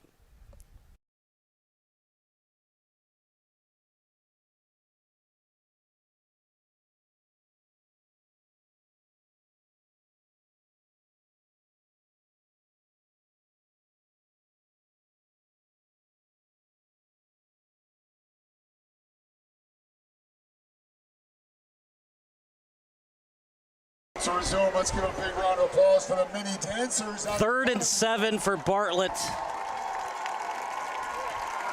at their own 4.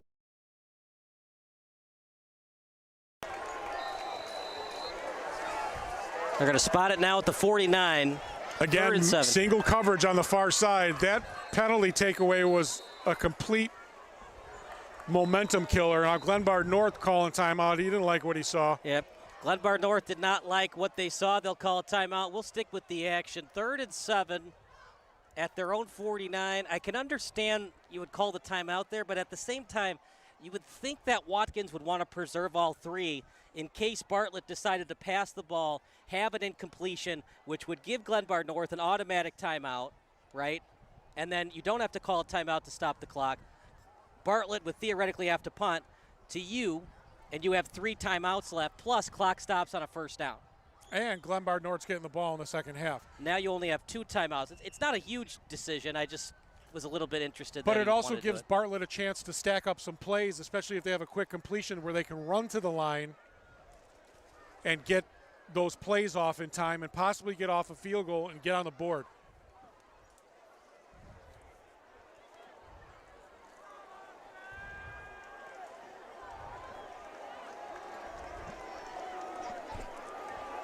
Sorry about that. We're back, guys, with 3rd and 7 at the 49. 3rd and 7 at the 49. Yario's got plenty of time. He looks downfield. Wide open man down the middle. Too much on it. And partner, I'm surprised that Glenbard North got beat on it. The only way that Bartlett Beaches on the deep ball. They were not ready for it. It was a quick double move. Don't know why he bid on that, but he had all kinds of time. Great blocking.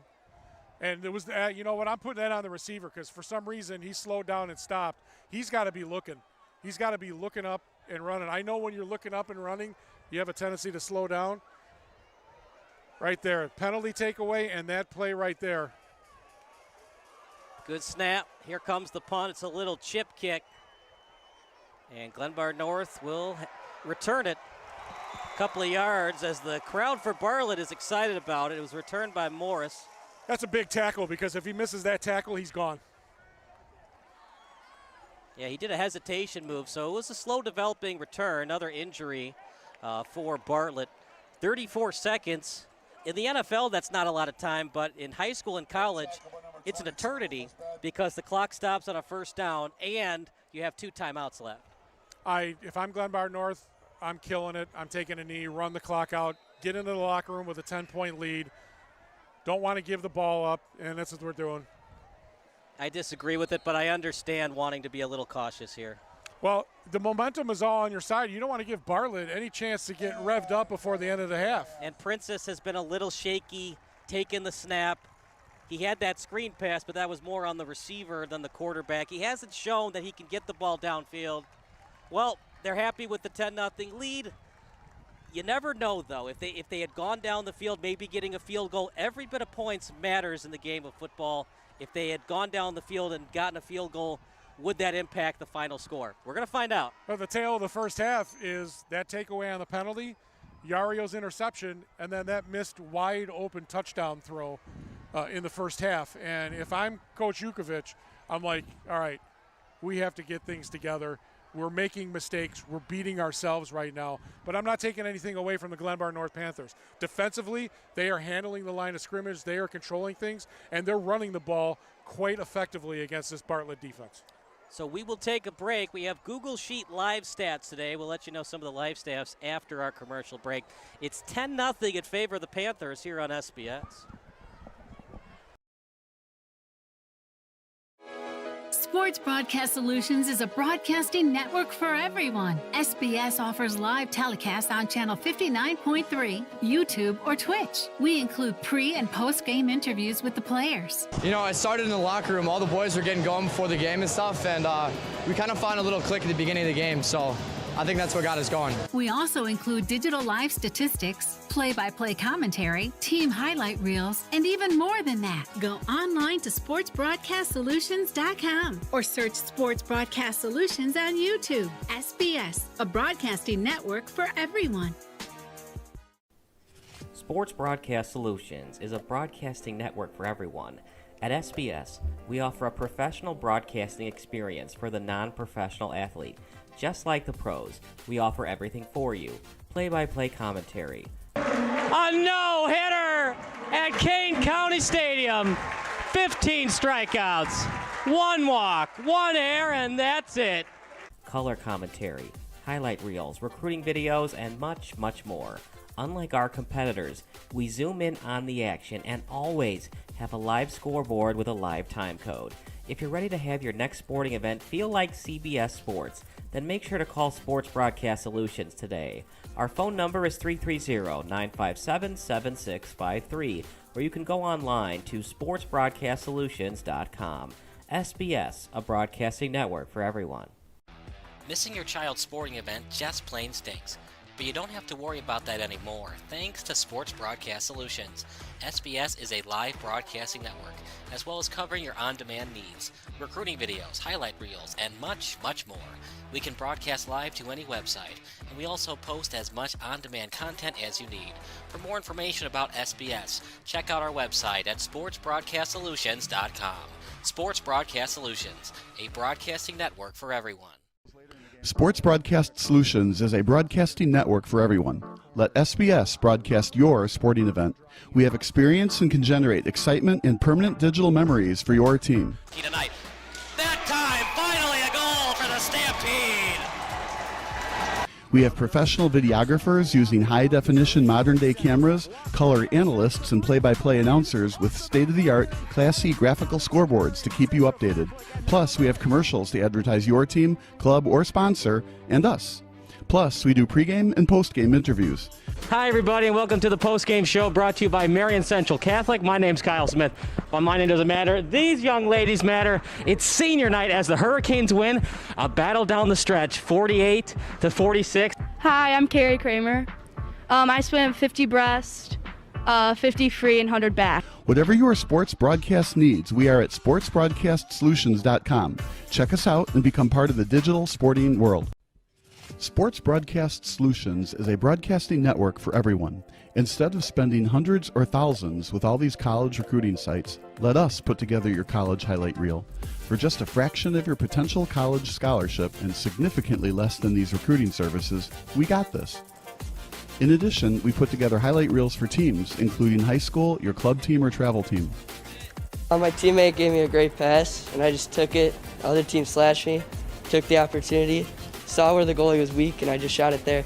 Solon, O'Connor, and Marsh back on defense. And Marsh gets a blowout. We got a breakaway at 2-0.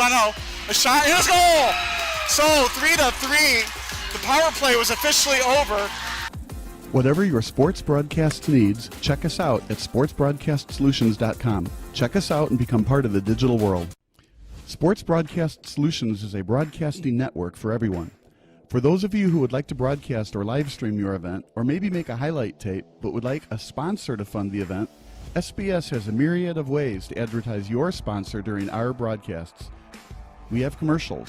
We have on-air reads by the announcers. Albatross Physical Therapy and Wellness specializes in pain-free. We have graphics, and we have watermarks. Finally, Sports Broadcast Solutions can create a commercial for you or your sponsor. Whatever your sports broadcast needs, we are at sportsbroadcastsolutions.com. Check us out and become part of the digital sporting world.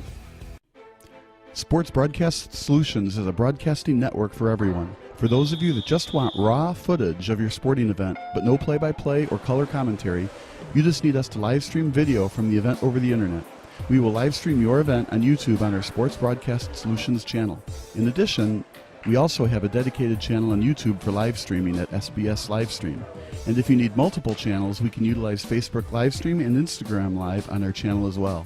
Options include commercials from your sponsors, professional scoreboard graphics are still available, and of course, yes, pre- and post-game interviews are available as an option if you want. We've been working really hard this whole summer and stuff. Whatever your sports broadcast needs, we are at sportsbroadcastsolutions.com. Check us out and become part of the digital sporting world. Sports Broadcast Solutions is a broadcasting network for everyone. We broadcast sporting events for people of all ages, including adult leagues, high school leagues, and kids. Complete with professional-looking graphics, broadcasters, color analysis, and commercials. We do pre- and post-game interviews with the players. In addition, Sports Broadcast Solutions does highlight films, including college recruiting reels, highlight films you'd see on sports news programs, and just simply highlight films for fun. Sports Broadcast Solutions also provides raw footage and live streams if you'd like. Subscribe to us and listen to our professional talk videos about relevant topics in the pro and college ranks. Whatever your sports broadcast needs, contact us at sportsbroadcastsolutions.com and become part of the digital world. This is Sports Broadcast Solutions, a broadcasting network for everyone. Check us out at sportsbroadcastsolutions.com and become part of the digital sporting world.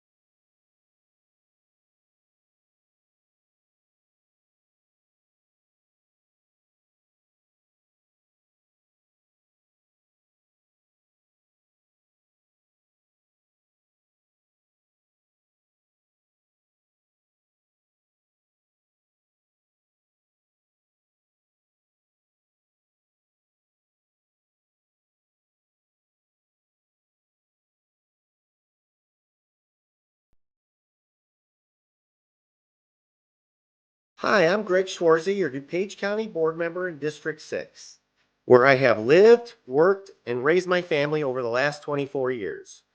I'm running for re-election to continue the work I've already started on the DuPage County Board. Fighting for families, seniors, the environment, and equality for all. I've devoted my life to public service as a union firefighter and paramedic for over 28 years. I was a Carroll Stream Village trustee for 13 years and county board member since 2020. It's in these roles that I've seen firsthand the challenges our residents face on a daily basis, which I'm addressing in my work on the county board. As chair of the Human Services Committee, I helped implement a 24-hour 211 phone system for residents in need. I worked to secure millions of ARPA dollars to combat food insecurity, housing instability, and mental health and addiction issues. I increased funds and staffing for veterans assistance. As chair of the Emergency Telephone System Board, I procured new interoperable radios for every firefighter and police officer in DuPage County. On the HOPE Task Force, I secured funding for opioid education in middle schools and have been a strong supporter of Louis' Law. I've also successfully lobbied for a safety median on the Great Western Trail at County Farm Road to provide a safe haven for bicyclists and pedestrians. To learn more about my work on the county board, please visit my website at gregschwarzy.com. Please reach out anytime. I'm very blessed to be able to serve DuPage County.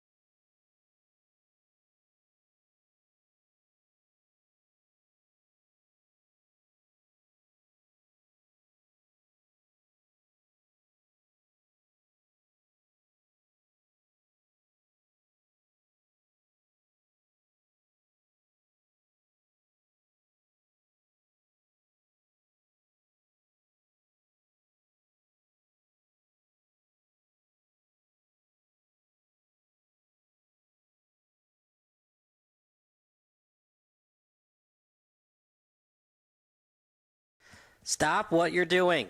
If your SBS broadcast looks blurry on your laptop or desktop, do the following steps. Number 1, click on the wheel icon at the bottom right of your screen. Then click on Quality. Click on the highest quality that's available for you. And number 3, wait for your laptop to load and enjoy the broadcast. If your broadcast looks blurry on your phone or tablet, do the following steps. Number 1, click on the wheel icon located at the top right of your screen. Number 2, click on Advanced. And number 3, click on the highest quality available. If you're still having issues, type in the live chat. Thanks, and enjoy the game.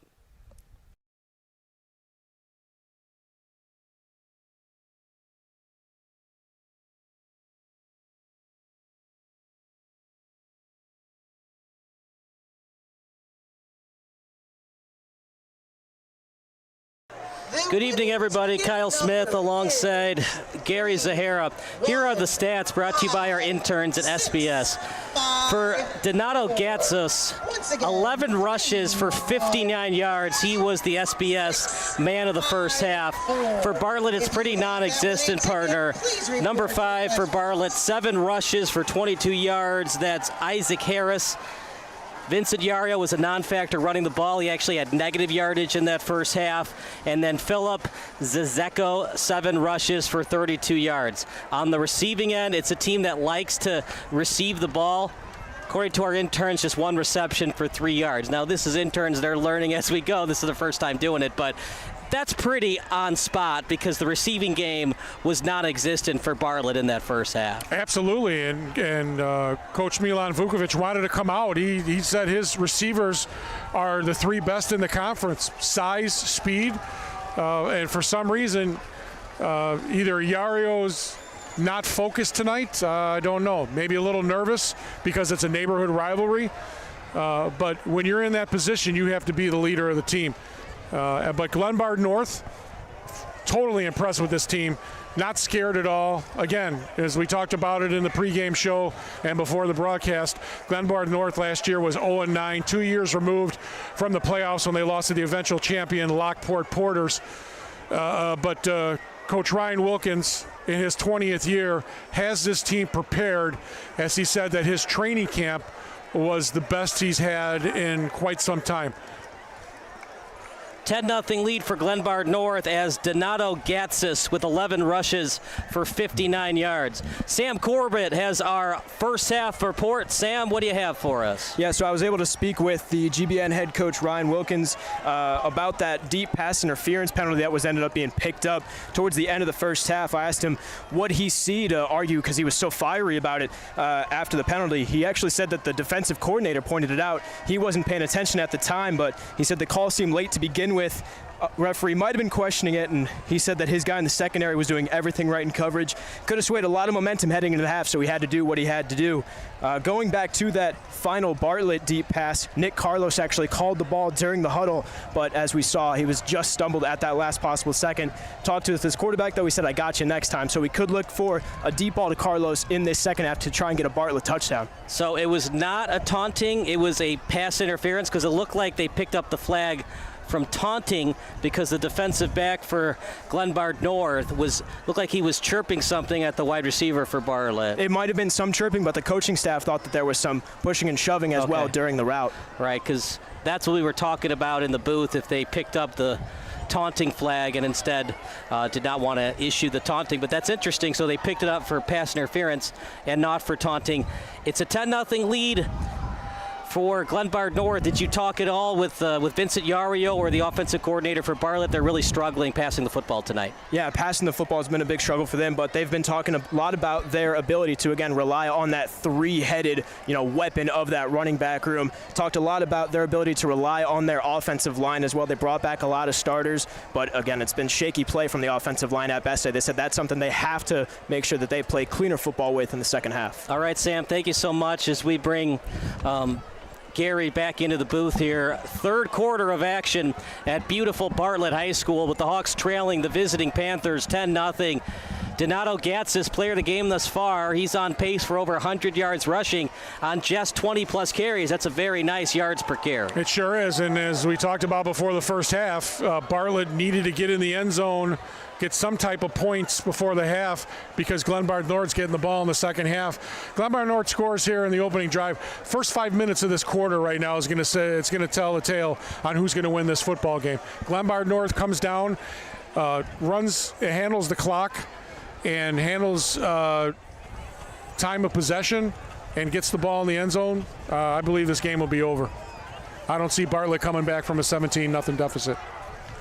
Well, the way they played in the first half. They did have the touchdown. It was actually not the worst pass by Yario. The wide receiver kind of stopped on the play. Should have ran through the ball. He would have caught it for the TD. Even so, that's one play. You want to be a great player in football. It's not a sometimes thing. It's an always thing. And for Bartlett, it's got to be more of an always thing and less of a sometimes thing. True, but if you make that play, it changes the scope of the game tremendously. It would, it would. And you're wondering why Glenbard North bit on that double move in the first place, wondering what Ryan Watkins is telling his secondary going into this third quarter. Bartlett will kick off to the Panthers, too deep for the Panthers at their own 5-yard line. Remember in high school, the kicking game, never a sure thing. So squib kicks and chip kicks, very commonplace at the high school level. And again, you're going to have to make Vincent Yario beat you here. Meanwhile, North, they go straight up with it. As late on the pursuit, fumble on the turf. Who got it? Bartlett says they do.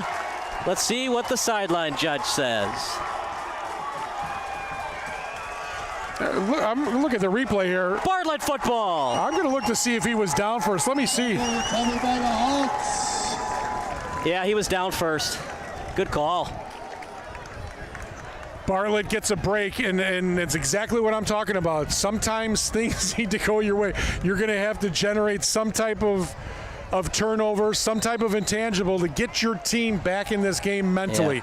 Yeah. Right now, the mental game for Glenbard North, far superior than Bartlett's. You could make the argument that the ball was starting to come out before the knee hit. I think you're right, though. I do think his knee was down. And again, I don't know high school compared to pros if that means anything. Clean pocket for Yario. This time he'll run with it.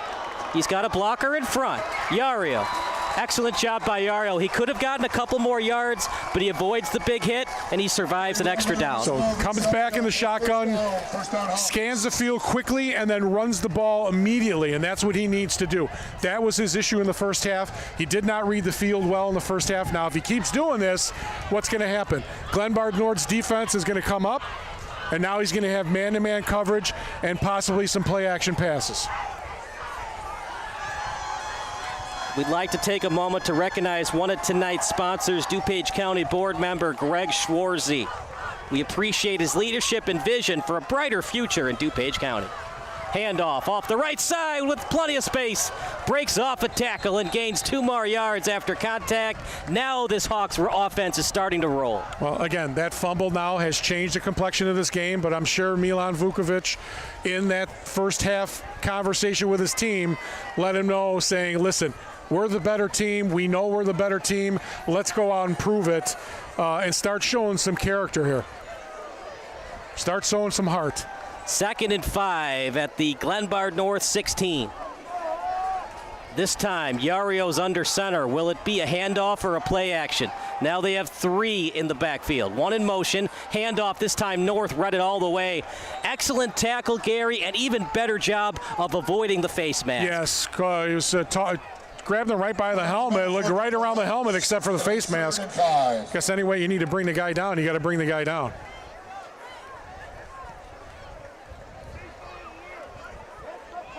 Yeah, he got him high, but good job just, the old, what's it called, the clothesline play. That's what he did there. Big 3rd down here. This is a big part of the game, even though we've just started the second half. They're down 10-0. This is a huge, huge 3rd down for this team. You're only down 10, but I would still consider 4 down territory because I think the 7 is a lot more important to Bartlett right now than the 3. Handoff up the middle. Instead, he goes to the right. And he had a blocker in front. He gets the 1st down, so it'll be 1st and goal coming up for Bartlett. But also mentally, especially as a high school player, you'd like to see some type of points on the board. So if you see a 3 instead of a 7, you're like, hey, okay, we're on the board. Right. We're off the schneid. Yeah. We got the opportunity now. So now we got 1st and goal for Bartlett. This is exactly what they need. They get the ball in the end zone. Now we're going to have a ball game. Now we're going to see how Glenbard North responds. Whatever you do not turn the ball over. Got to get some kind of points here. 1st and goal at the 9. You don't have to run shotgun if you're not comfortable doing it. 3 wide receiver set. They're going to run 1 in motion to the slot. Handoff up the middle. Read well by North, but a couple yards after contact. A late flag. We'll see what the back judge has to say.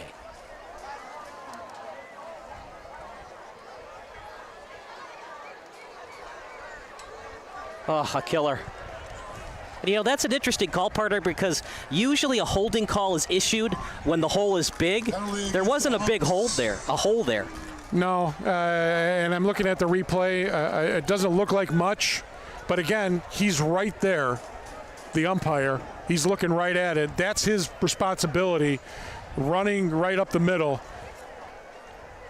It's like being the C official in basketball. You've got that drive to the hole. You've got that one-on-one defender. That's your responsibility. Man, what a killer if you're a Bartlett fan. Because remember what we talked about, kicking never a certainty in high school football. Nope. Every yard you go back, it hurts.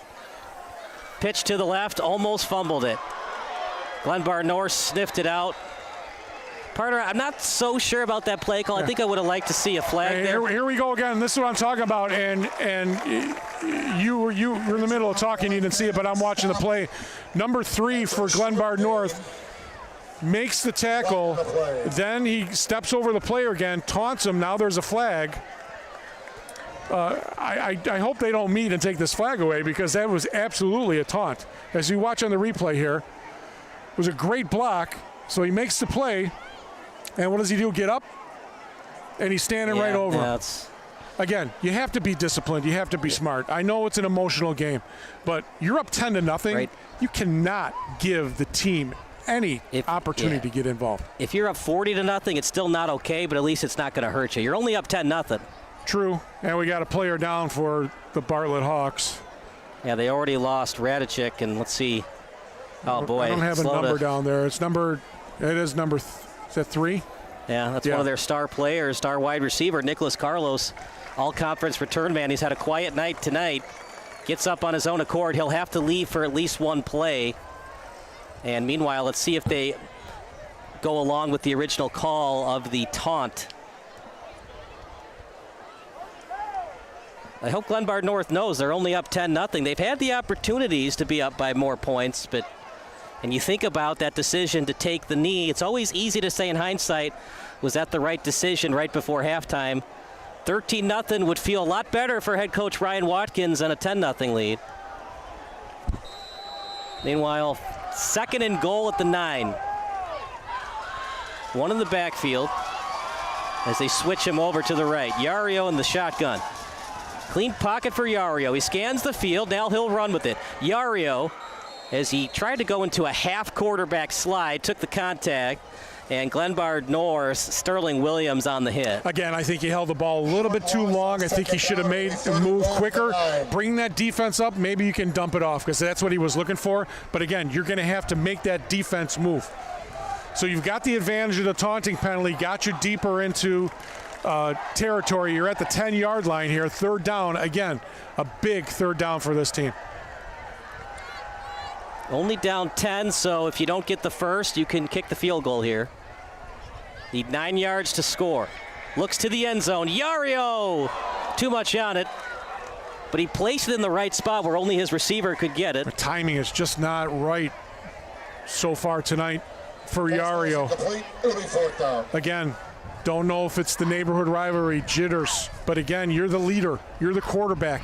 You have to be able to control the game. Sometimes you got to throw him open. It's not when he goes to the left, it's when he's about to break, like the Kurt Warner throw, right? Get it off quick, and the receiver his route will go into the ball.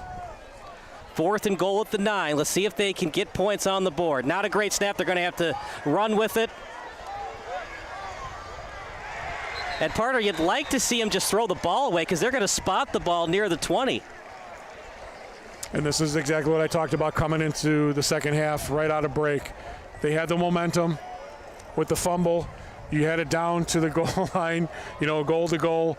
You get a penalty, and you don't capitalize. And this has been the Achilles heel all night for the Bartlett Hawks.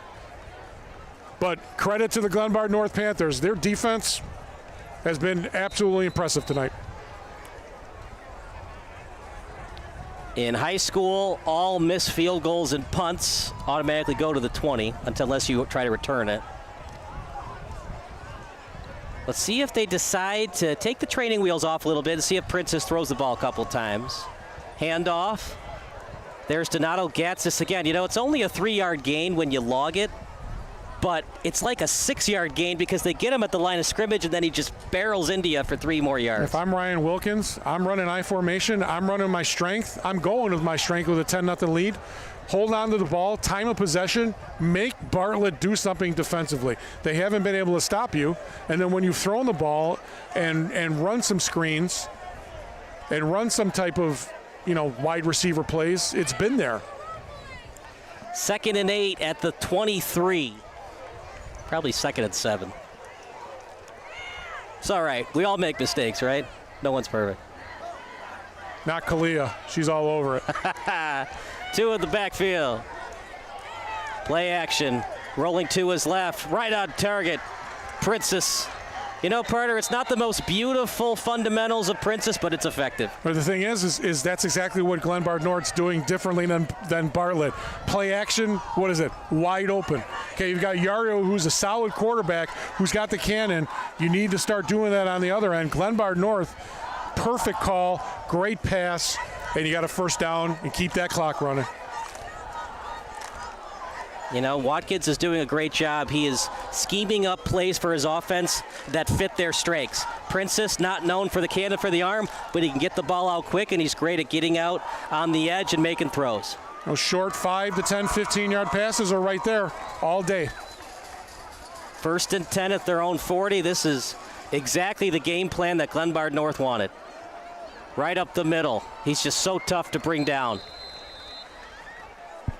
He's like Chris Berman's favorite type of running back. Rumbling, bumbling, stumbling. Yeah, Mike Allstott, he used to call on Sunday NFL Countdown, NFL Primetime. You know, the energy below us from this Bartlett crowd has just disappeared since they had that momentum off the fumble recovery and goal to goal with an opportunity to get 7 on the board.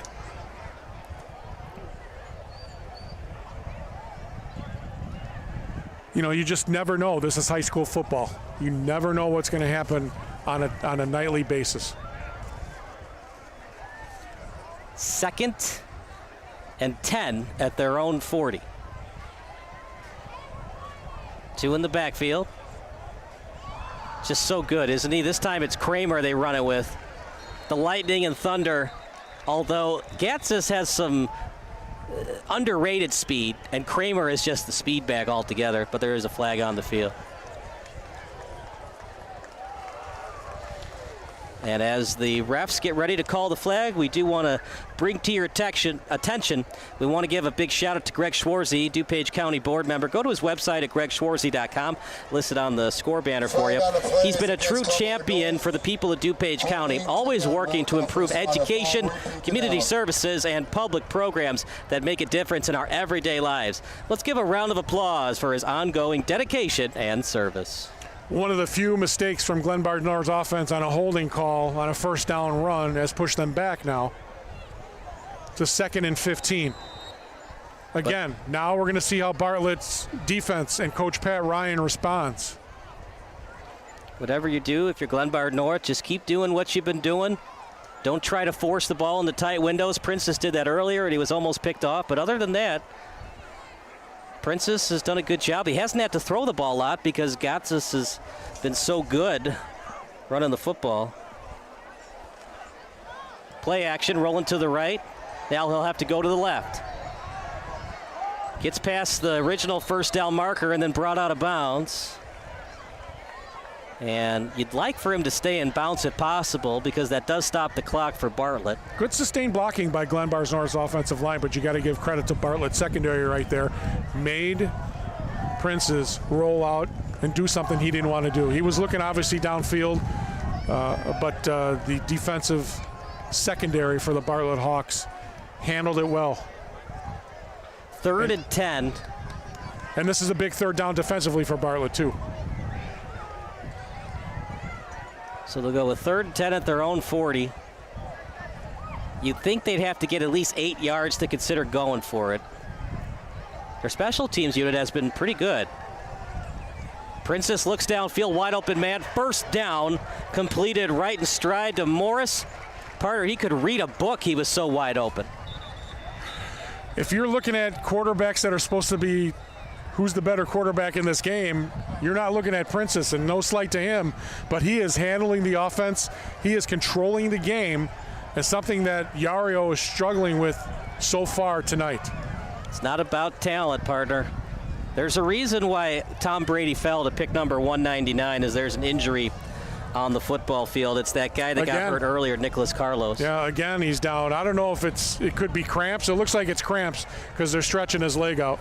So here's the completion again, then the injury will happen right on it. So Princess right on target to Morris. Got him on the leg, and then, he got tangled up with his teammate in Joshua Cruz. Yeah, looks like maybe working on the calf a little bit. But again, great throw on the slant play. And that's something Glenbard North is doing that Bartlett should be doing with this receiver core. So we will take a quick break. You're watching SBS, a broadcasting network for everyone.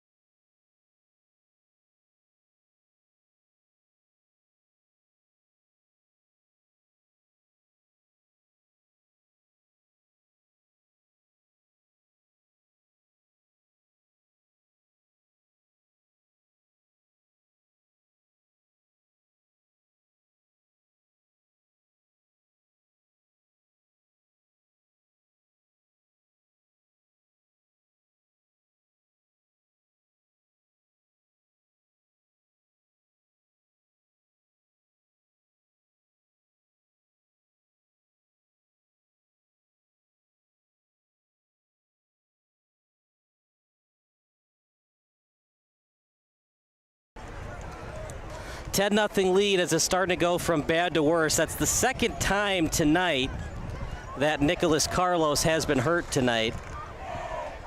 And he's going to have to leave the field of play for one play. Meanwhile, Glenbard North maintaining this drive. If you're Bartlett, do whatever you can to avoid them scoring.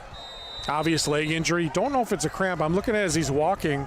He's walking straight leg, so maybe he can't bend the knee. Could be a knee issue as well. 1st and 10 inside the 40-yard line of Bartlett. One in the backfield. Might be a running play. One in motion. Out to Gatsis. What else is new? And he takes a couple of defenders with him. Partner, you got to get low on him. If you get high, he's just going to fight off that tackle and get more yardage. The play calling by Coach Ryan Wilkins, impressive so far tonight. Handling the line of scrimmage against this big defensive line and the linebackers for Bartlett. It's again, you said that it was going to be Bartlett running away with this game. Well, I said 28-21 Bartlett. You did? Did I say that? Maybe I wasn't paying attention. Wouldn't be the first time. Sorry about that. Yeah, my bad. I just saw you said Bartlett and a runaway. Remember you said that Glenbard North destroyed Bartlett in the sophomore game. That's correct. Okay. And you thought maybe that would translate to tonight's game, the varsity game, not so much. So far it has not. See if Glenbard North gets another touchdown. Quarterback sneak for Princess.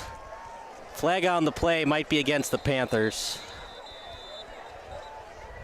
Surprised they did that, partner. He's only 5'9", but eventually a quarterback's going to take hits anyway, so you call something that the defense might not be ready for. All the calls tonight, with the exception of that pass interference and the taunting, have all been holding against both teams. 10 yards, repeat the down. We did. So it could be a first game jitter thing. In a high school game, you see holding a lot more. As long as it's consistent, what you call for one team, just call on the other team. Yeah, simply because of the angles.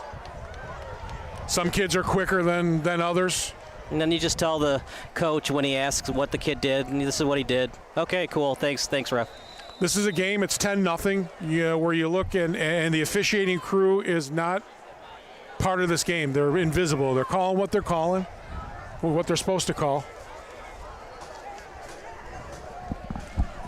2nd and 14 at the 41-yard line. One in the backfield, 4 wide receivers, one in the slot. Misdirection play, and it's a nice tackle by Bartlett, but partner, he's got to be more cognizant. If you pick him up and throw him down, that can be a flag on the Hawks. Misdirection could be a broken play as well, and Bartlett blew that up quickly, so good play by them. And we have another report from our reporter, Sam Corbett. Sam, what do you got for us? Yeah, so 2 injury updates. First for Ethan Radicek, who went down in the first half, fully healthy at the hospital, full cognitive function. He's with the doctor and his family right now, so all signs are him hopefully being back next week. Obviously a bit of a scary sight earlier, but good for now. And with Nick Carlos, who just went down a few plays ago off that weird piggyback tackle, he fell on that right leg awkwardly. Tested some movement while out on the field, but he's been dealing with cramps all night. Once he got back, to the sideline, saw him grab multiple electrolyte packages, try to down that, hopefully help the cramping, hopeful to re-enter as we get to the end of this half, as Bartlett needs a weapon, still looking for their first points of the season. Yeah, absolutely, partner. Do we have a diagnosis of what happened to Ethan? Is it concussion or a leg injury? Concussion. Concussion. Sam, thank you so much, and we'll talk to you in the fourth quarter. 10-0 lead as the clock continues to run. Glenbard North with 4th and 13. We would assume it's a punt, but they did go for it in the first quarter on a fake punt. Did I not say it was cramps? I think I'm going to start my own 1-900 psychic line. Okay. I'm on fire tonight. Little kick past the 10, and it dies just past the 5. That's a great kick. That's exactly what you want to do. Now you're going to have Bartlett deep in their territory at the 5-yard line. Got to go 95 yards to get on the board and get some points before the end of this quarter. Big thank you to our sponsor and GregSchwarze.com. He creates a thriving community by supporting local initiatives, including sports programs like this one. His efforts make it possible for students to grow through teamwork, discipline, and athletic excellence. How big was that missed field goal? The bad snap. They'd only be down 7. Now they're still down by 2 scores. Again, points change complexions of the game. Handoff. Maybe got a yard. Unfortunately, you're at your own 5-yard line. It's pretty predictable when you're making calls on offense where you got to run the ball. You don't want to get a holding penalty in the end zone for a safety, but you're going to have to do something. That was a no-gainer. Got to get at least a couple of first downs to consider going for it. You're going to have to utilize man-to-man coverage on one side the way Glenbard North is playing. And again, Glenbard North is telling Yario, hey, try to beat us. We don't think you can, at least tonight. If there's a bad snap, if you're Bartlett, you're probably going to take the safety because being down 12-0 is a lot better than being down 17-0. Handoff off the right side. And gets a couple of positive yards. Huge third down coming up. Another flag. Third down at about 7. Got to be careful here, Gary. If you commit a hold in your own end zone, that's a safety.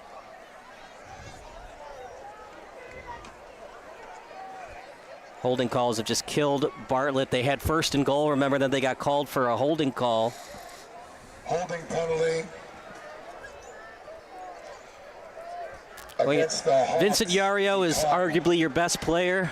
I know it's not his best night, but maybe you throw play action here and try another fly route like you did in the first half, and you almost scored a touchdown on it. The way this game is going, as I said, this Bartlett fan base, very quiet. On the other side, Glenbard North excited, but, with bated breath to see if their team can hold the lead and win this game, because they're about ready to explode. 0-9 last year with an opportunity to upset their rivals in the first game of this year. 3rd and 7 at their own 8. Got man-to-man coverage here. One in the backfield. Clean pocket for Yario. And dropped. I don't understand what he's looking at right now. You've got man-to-man coverage down here on the near side. You've got to make a play. You try to get a back shoulder throw and a penalty. Pass falls incomplete. Get some momentum. Right now, it's all Glenbard North. It's been Glenbard North for almost 3 quarters as we are 1:28 to go in the third quarter. Well, he had his man. It was a decent throw. It was just dropped. Again, he's doing a lot of throwing in coverage. He's like he's forcing the ball. I know he's got a gun. He's got a strong arm, but you have to be smart. Got to be accurate with it. Cam Newton could throw it 80 yards, but completion percentage under 60 sometimes. Meanwhile, that not a good punt at all. At that point, Parter, well, it's never a good time to take a safety because you still have to do a drop kick or a drop punt, but that punt was almost like taking a safety because you give this excellent running attack, spectacular field position. Don't all rush down. Is that 25-yard punt? Pizza and hot dog, half price. 25-yard punt. No, I'm sorry, less than that. 23-yard punt. Because the ball was placed at the 8. Where are they going to spot it? Okay, my bad. 15-yard punt? Is math's not good? They're placed at the 28, so yeah, 20-yard punt. Okay. Don't ask me about maths. I was told there was not going to be any maths today. I was lied to. Andy shaking his head here. One in the motion, two in the backfield. Got this again. What else is new? I mean, if it ain't broke, don't fix it. He'll be over 100 yards pretty soon. Check the Google sheet in a second here. Intern's doing an excellent job on the trade tables. It's not easy doing that job. I've done it before. It's not easy. We got to give them a shout out to their names so people know who they are. Absolutely. To AA Rush and Sean, Xavier, they're doing a fabulous job for us.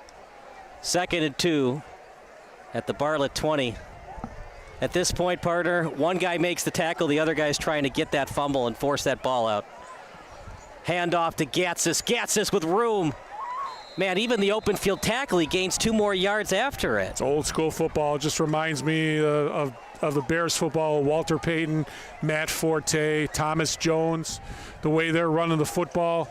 No qualms whatsoever. Not intimidated or scared of this defense of the Bartlett Hawks. Quite surprised at the way that the Bartlett Hawks have come out tonight and played this football game. Just not Vincent Yario's day. The wide receivers weren't on the same page with him at times either.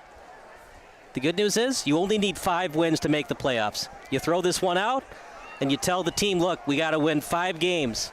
But when your first 3 are against Glenbard North, Glenbard's East, and Lake Park, you need to win at least 2 of those games.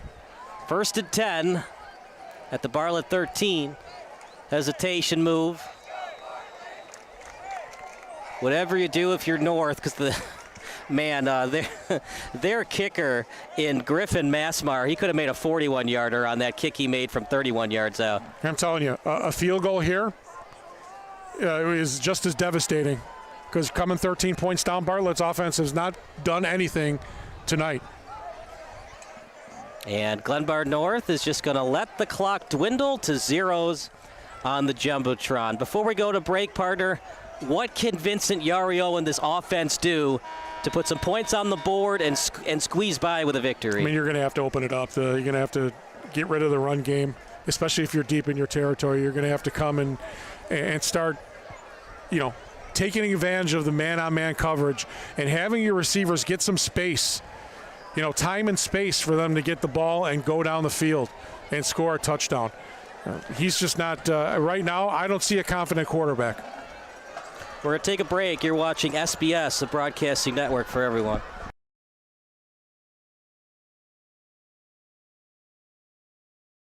Stop what you're doing.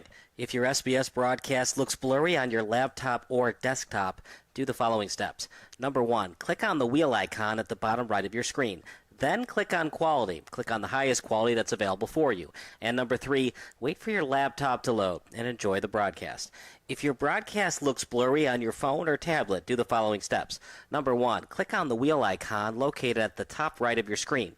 Number 2, click on advanced. And number 3, click on the highest quality available. If you're still having issues, type in the live chat. Thanks and enjoy the game.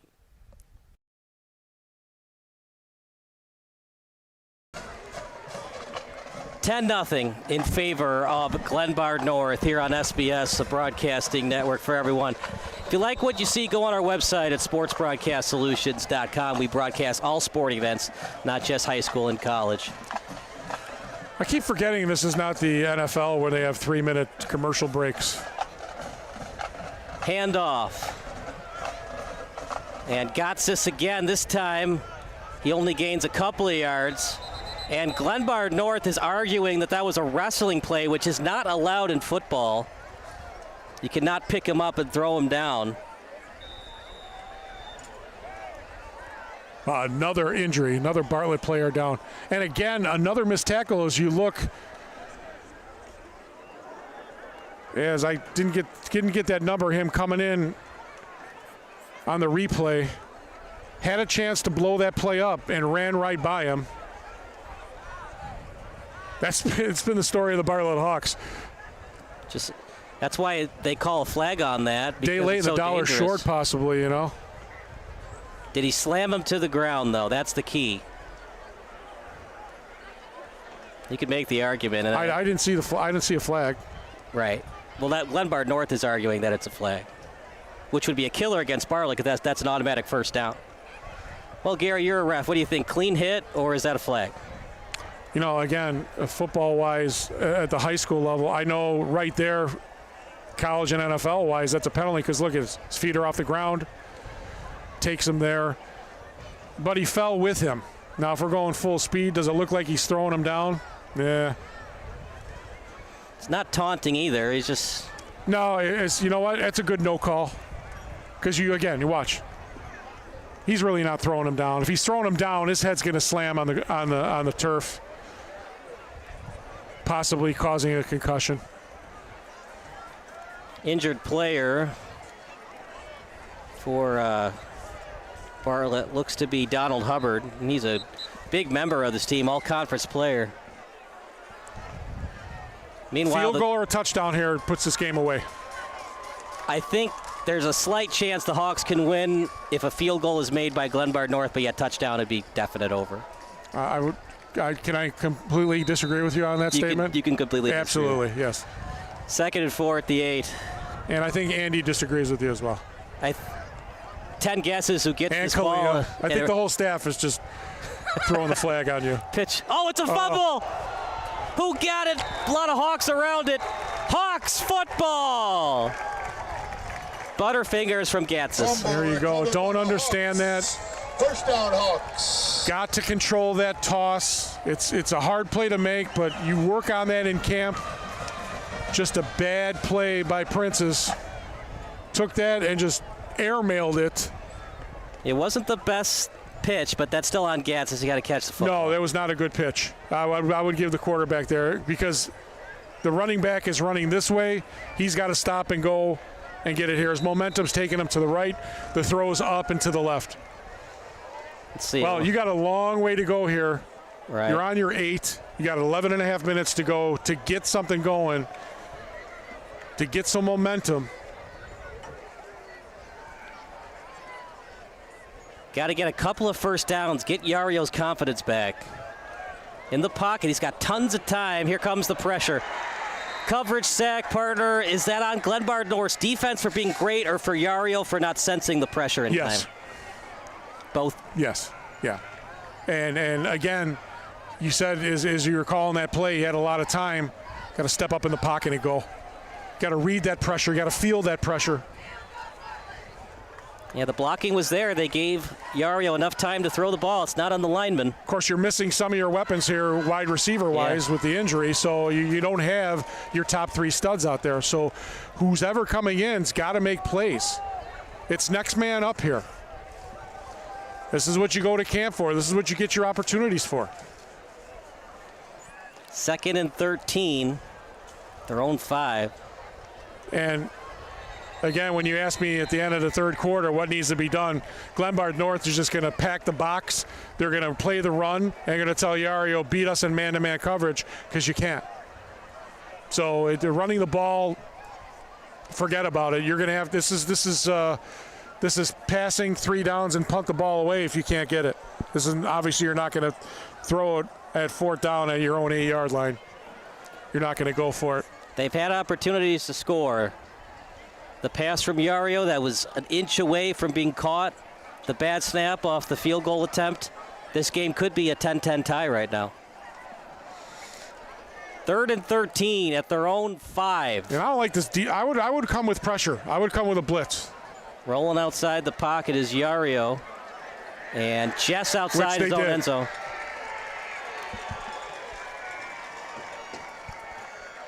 Not only is that a sack, partner, but it keeps the clock moving. If you're going to not convert there, you'd like to have an incomplete pass. And plus, he sacks him and he's at his 1-yard line. Yeah. So it's like the worst thing to ever happen for you and not be a safety. Again, maybe Yario is just not sensing the pressure. You're rolling out. You've got to keep going then. You know what would be interesting here? They're not going to do it, I don't think. But taking the safety and then doing an onside kick to try to get the ball back. Oh, that's a lot. That's a lot for a high school team. For 18-year-old kids to execute. They're going to punt. Blocked. Touchdown, Panthers! It's going from bad to worse right now for the Hawks, but give credit to this Panther team. The block and the return by Javion Todd. That might be the dagger. That is the nail in the coffin, sir. No doubt about it. And, you know, that's why I thought about the safety, because the kicking game is such a question mark at the high school level. And because that snap and where the punter was so close. But again, as your line, you got to block.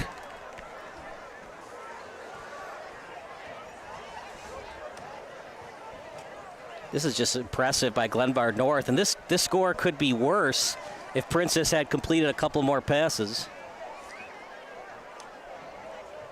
And out the exits they go as the fan base slowly clearing out. Kick is up, and kick is good. We're going to take a break. It's 17-0 Panthers here on SBS.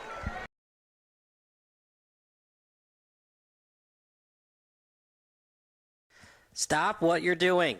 If your SBS broadcast looks blurry on your laptop or desktop, do the following steps. Number 1, click on the wheel icon at the bottom right of your screen. Then click on quality. Click on the highest quality that's available.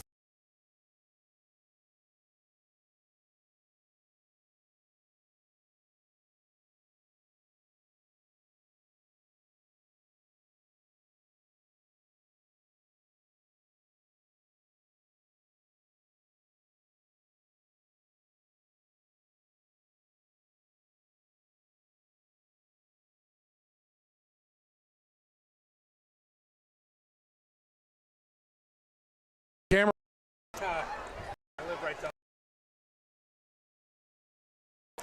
17-0 lead, partner. Excellent game by Glenbard North. Couple of things that they need to correct, but other than that, they've played an A- game. I'm stunned, especially talking with the coaches all week. As I talked to Ryan, being 0-9 last year and not knowing what he had on the table, but he had some young guys that had experience in that 0-9 season. Now they have a year up. Now they're here for the next season. It looks like they responded well, especially since he talked about how well his camp was this offseason. Kick is up for Bartlett. They got to score quickly. Return from his own 10. Hesitation move. Not going to get much. This could be a worse game. Remember, Glenbard North fumbled on the pitch from Princess to Gatsis. And the fumble that maybe wasn't a fumble on the return, it looked like his knee was down. So there's been a couple of times when Bartlett had the football when they probably shouldn't have had the football. This could be a 24-0 game or worse for Bartlett fans. And one thing you want to look at is when they're walking out on the field, look at the body language of the teams. Look at the body language for Bartlett right now. Heads down, defeated. Glenbard North, they're up, they're pumped, they're psyched. It's Glenbard North just took it to him, punched him in the mouth, and Bartlett has had no answer tonight whatsoever. We want to give a big shout out to Greg Schwarzy, DuPage County board member. Clean pocket for Yario. Steps into it, open man downfield. Right on target. More yards after catch. What he should have done in that previous play when he got sacked. Step up, throw the ball, and run. One of the two. If you can score within the next minute, you don't have to do the onside kick. If it takes more than 2 minutes, you're going to have to do the onside kick. Yeah, if this would be a huge collapse. Not so much of Bartlett coming back to win the game. This would be a huge collapse on Glenbard North's side if they lose this game. Well, there was always the miracle at the Meadowlands. There were two of them. Are we going to get the miracle at the Bartlett lands? I don't know. What do they call Bartlett's field here? Do we have a name? Did our research department do anything? Is Kalia supposed to know that? Here comes the pressure now. No intended receiver. Might be intentional grounding. But he was outside the tackle box. Refs will talk it over. That's a big call because it goes from 2nd and 10 to 2nd and 20. And Gary, I'm surprised that Bartlett has not done some jet sweeps, some screen passes to try to get their playmakers out in space. We saw Glenbard North did that. It kind of changed the complexion of the game. That one screen that they got 40 yards on, and then they scored a TD on it to make it 7-0. And again, not so much the jet sweeps, but rolling your quarterback out. Right. Get him outside the pocket. What did we talk about? Make the defense go east and west instead of north-south. Okay? A lot harder to cover that way. 2nd and 10 at the Glenbard North 43. They're going to stack the wide receivers. Clean pocket for Yario. This time it's a fly route, and it was double covered. And severely underthrown. And we have another flag somewhere. Well, you can understand. Looks like another holding penalty on Bartlett. Yeah, you can understand why they want to do that. They want to score quickly so they don't have to do an onside kick. This is obviously 4-down passing territory. You're going to have to go for it. Against the Hawks, after the incomplete pass. If you run the ball, maybe you do a jet sweep to try to get out of bounds so you don't have to, do a quick snap. You could still run the ball, but if you're going to do that, you got to try to get out of bounds. What a great night for football, huh, Kyle? It's beautiful. Yep. The Chicagoland area is so interesting because we'll have days in November where it's 55, and then the next day it's 37. I remember last year, Thanksgiving tournaments I was doing, wanted to wear shorts to the game, but I'm wearing a T-shirt because it's, because it's 55 degrees. Right, yeah. 2nd and 20 at the 47. Yario, he's got a lot of time, rolls outside the pocket, and almost picked off. See, this is the issue I have, and this happens on every level. When the quarterback is rolling out, the receivers are not moving and coming back to the ball. They're not giving the quarterback an opportunity to find them. They're standing with their defender. Move. Again, talking with Milan Vucevic this week, he was so pumped up, ready to go. The fact that this game was being broadcast, number one. The fact that it was a rivalry. Yeah. The fact that he was playing his good friend Ryan Watkins, I'm sorry. You're excused. He was pumped for this game, and the way they came out, very disappointing. And I'm sure he would say that in the postgame. Rolling outside the pocket. Throws it up for grabs. Easily picked. Not the best decision for Yario, but you can't take a sack there either. And an easy interception from the center field position. True. He's either that or throw the ball away. And I think maybe you sit him down and bring the backup quarterback in just to not get hurt. Right. And further, put him mentally in a space that it might take some time for him to get out. Because you got the Labor Day holiday. He's going to go back to school on Tuesday. You got the whole weekend. All his boys are going to call and text. All the guys from Glenbard North that know him, they're going to be all over him. Hey, we got you. We got your number. You know how these kids are nowadays, especially with social media, talking smack. That interception was by Mahari Thatch at 1st and 10 at the 26. And if I'm Ryan Watkins, I'm running the ball the rest of the time. Handoff again. Gatsis. Whether you get 2 or 3 or 4 yards, just keep that clock running. That's it. Don't go out of bounds. Don't even have to pass the ball because 10,000 bad things can happen if you pass, and only one good thing can happen. That's a lot of negativity coming out of you, Kyle. Again, a lot of negativity coming out of a small man. It's too much. Start calling me Negative Ned. Yes. Are you a positive Peter? Are you a positive Peter? I'm going to start calling you NK. NK. What's NK? Negative Kyle. Negative Kyle. I'm not going to call you Nancy. Yeah, don't do that. Yeah. I do like Nancy's Pizza, though. 2nd and 6. Never had Nancy's Pizza. Oh, you haven't? It's like a Chicagoland institution. Okay. Yeah. 2nd and 6. Are you getting that next week when we're meeting? Yeah, we're going to have Nancy's. And good job by Francis to just handle that snap. It was not a good one. Meanwhile, Bartlett is not calling timeouts yet. And this is fun. This is fun being up here with you. I appreciate it, man. Thanks for having me up here. Yeah, you do. Hopefully, we can maybe kidnap the guy for next week at Bennett, and I can do it. Yeah, I'll be at River Grove, and then it'll be Sam and Jerry at Bennett next week. But you'll be there at Bennett. Yeah. Do I have to? Third at the 31. You don't have to. Can I pay you not to be? I guess. Can we talk? I'm not gonna say no. Third at 31. Clock continues to tick away at the dreams of Bartlett winning their home opener. This time they run Wildcat, and 1st and 10 and more. And again, not so much the way this game has gone, which is obviously not the way that Coach Vukovic wanted it. But he talked about the first 3 games of the season: Glenbard North, Glenbard East, and Lake Park. You have to respond. You have to come back. You know, you got the holiday to take some time, recuperate, see what your injuries are, and get back to work. It's not going to get any easier. These Bartlett Hawks are going to be challenged the first 3 games of the year, and we're going to see what this team's made of. 1st and 10 at their own 39. You know, Bartlett, they had their opportunities to win tonight, but they just didn't make enough plays. Our last in-game field report of the night by our excellent field reporter, and Sam Corbett, as Gotsis gets a couple of yards off the handoff. Sam, what do you have for us? Thanks. So for the first part, about going back to the Nick Carlos injury, he's still at the end of the bench, helmet off. He's been nursing that right quad and calf for the last 10 minutes or so, likely to not return tonight, so hopefully he's back for week 2's matchup. And then overheard during that last Bartlett offensive drive, I overheard a head coach, Milan Vukovic, saying the deep ball has to be there. And obviously when you're looking at a 17-0 ball game, got to find a way to put points on the board.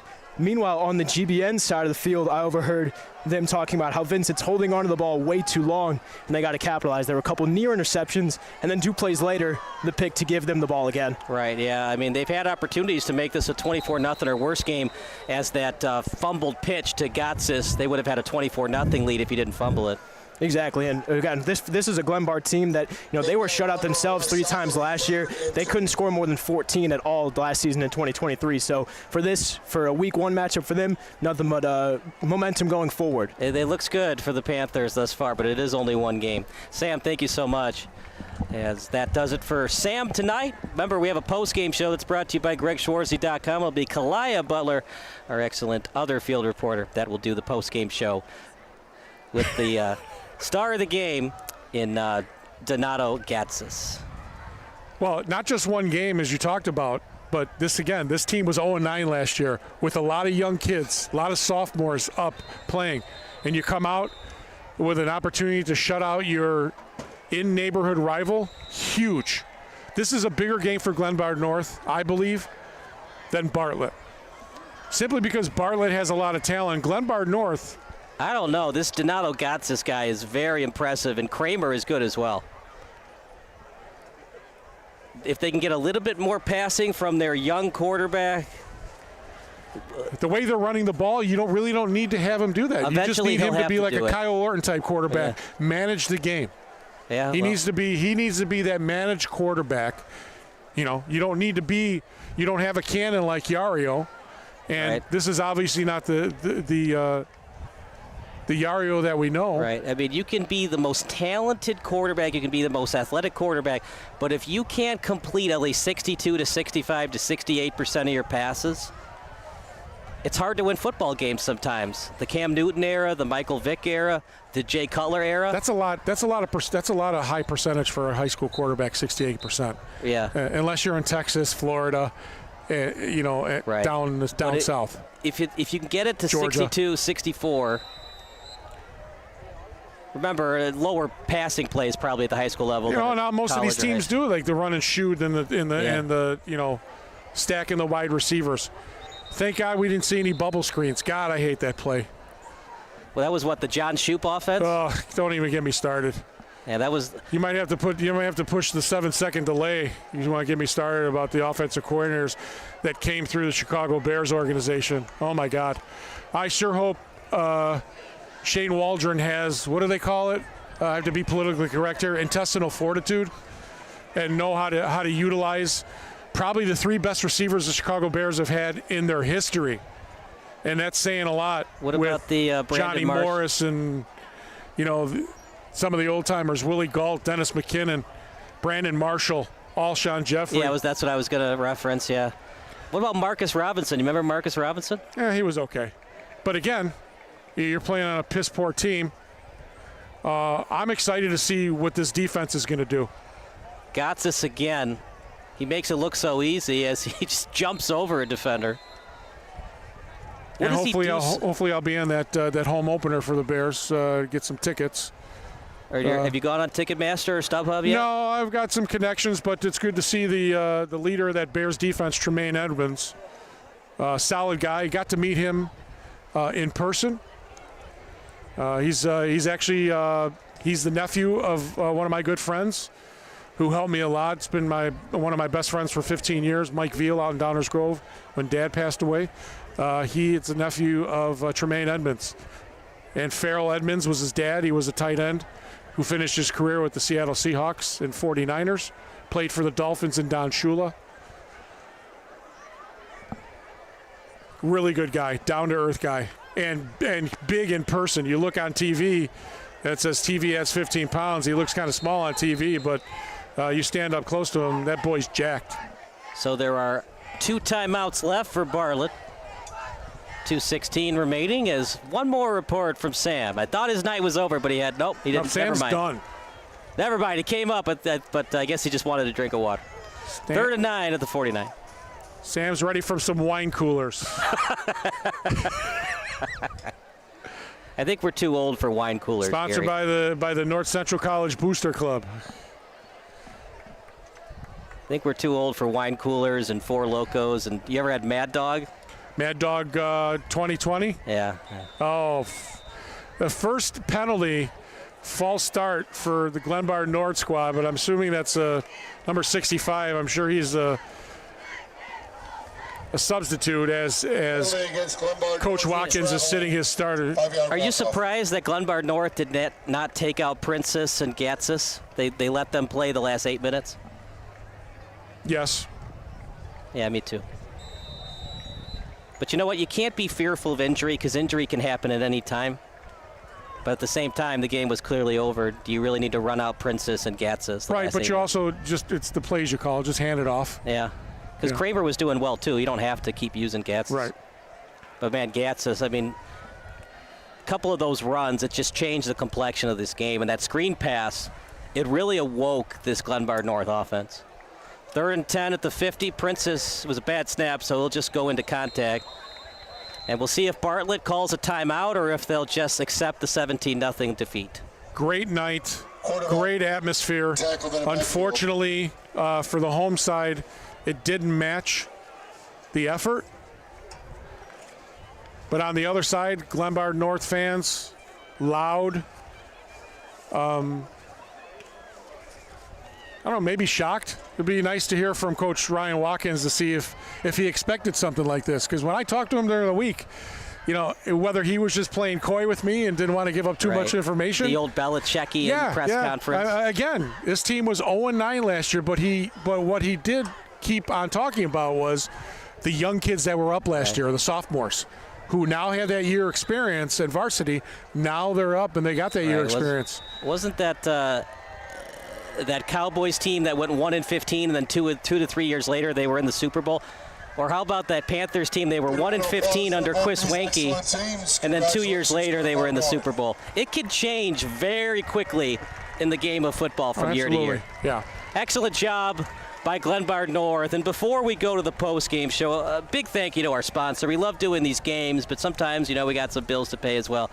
But other than that, Greg Schwartz is just an excellent guy. Greg Schwartz, the man. Thanks, Greg. Go to his website at gregschwartzy.com. It was made possible by him.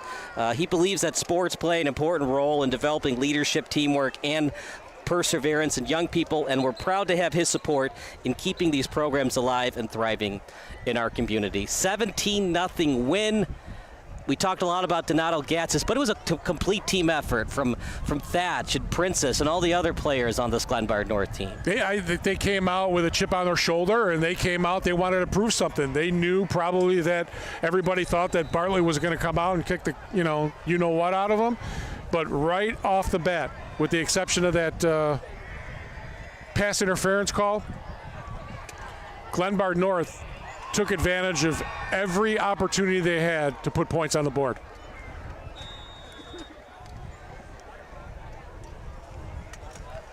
So with 25 seconds left, Bartlett did call some timeouts. And this is a good outlet too, Sports Broadcast Solutions, because you're giving people a chance to see high school sports.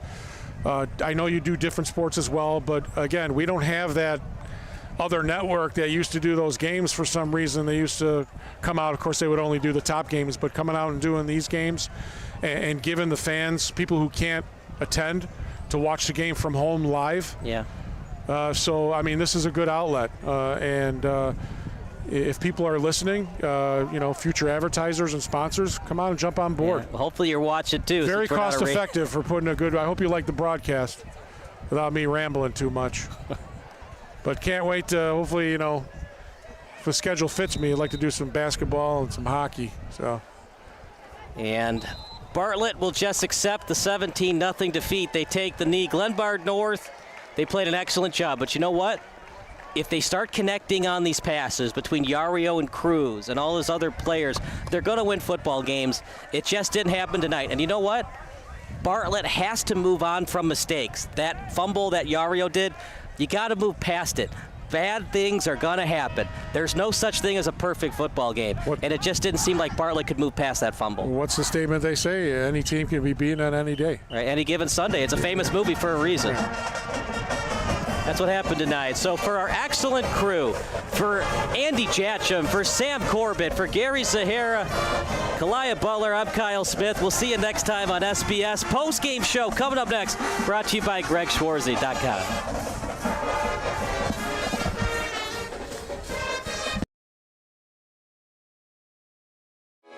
Sports Broadcast Solutions is a broadcasting network for everyone. SBS offers live telecasts on Channel 59.3, YouTube, or Twitch. We include pre- and post-game interviews.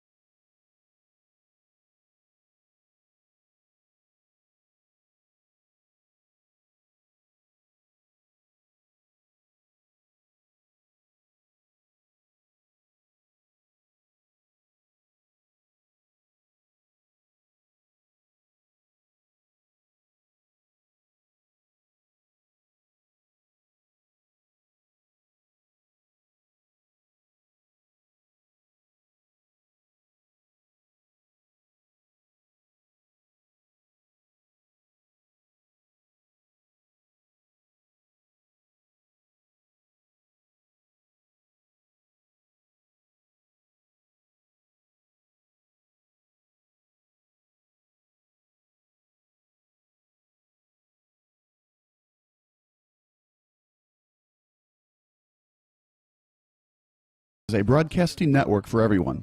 Let SBS broadcast your sporting event. We have experience and can generate excitement and permanent digital memories for your team. Tonight.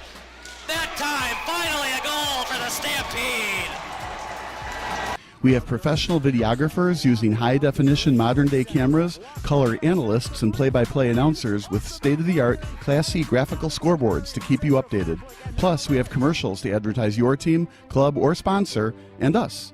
Plus, we do pregame and postgame interviews. Hi, everybody, and welcome to the postgame show brought to you by Marion Central Catholic. My name's Kyle Smith. But my name doesn't matter. These young ladies matter. It's senior night as the Hurricanes win a battle down the stretch, 48-46. Hi, I'm Carrie Kramer. I swam 50 breast, 50 free and 100 back. Whatever your sports broadcast needs, we are at sportsbroadcastsolutions.com. Check us out and become part of the digital sporting world. Sports Broadcast Solutions is a broadcasting network for everyone. Instead of spending hundreds or thousands with all these college recruiting sites, let us put together your college highlight reel. For just a fraction of your potential college scholarship and significantly less than these recruiting services, we got this. In addition, we put together highlight reels for teams, including high school, your club team, or travel team. My teammate gave me a great pass, and I just took it. Other team slashed me, took the opportunity, saw where the goalie was weak, and I just shot it there. Solon, O'Connor, and Marsh back on defense, and Marsh gets a blowout. We got a breakaway, a 2-on-0, a shot, and it's goal! So 3-3, the power play was officially over.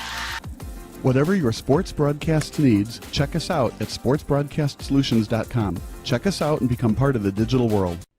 Sports Broadcast Solutions is a broadcasting network for everyone. For those of you who would like to broadcast or live stream your event, or maybe make a highlight tape but would like a sponsor to fund the event, SBS has a myriad of ways to advertise your sponsor during our broadcasts. We have commercials. We have on-air reads by the announcers. Albatross Physical Therapy and Wellness specializes in pain-free. We have graphics, and we have watermarks. Finally, Sports Broadcast Solutions can create a commercial for you or your sponsor. Whatever your sports broadcast needs, we are at sportsbroadcastsolutions.com. Check us out and become part of the digital sporting world.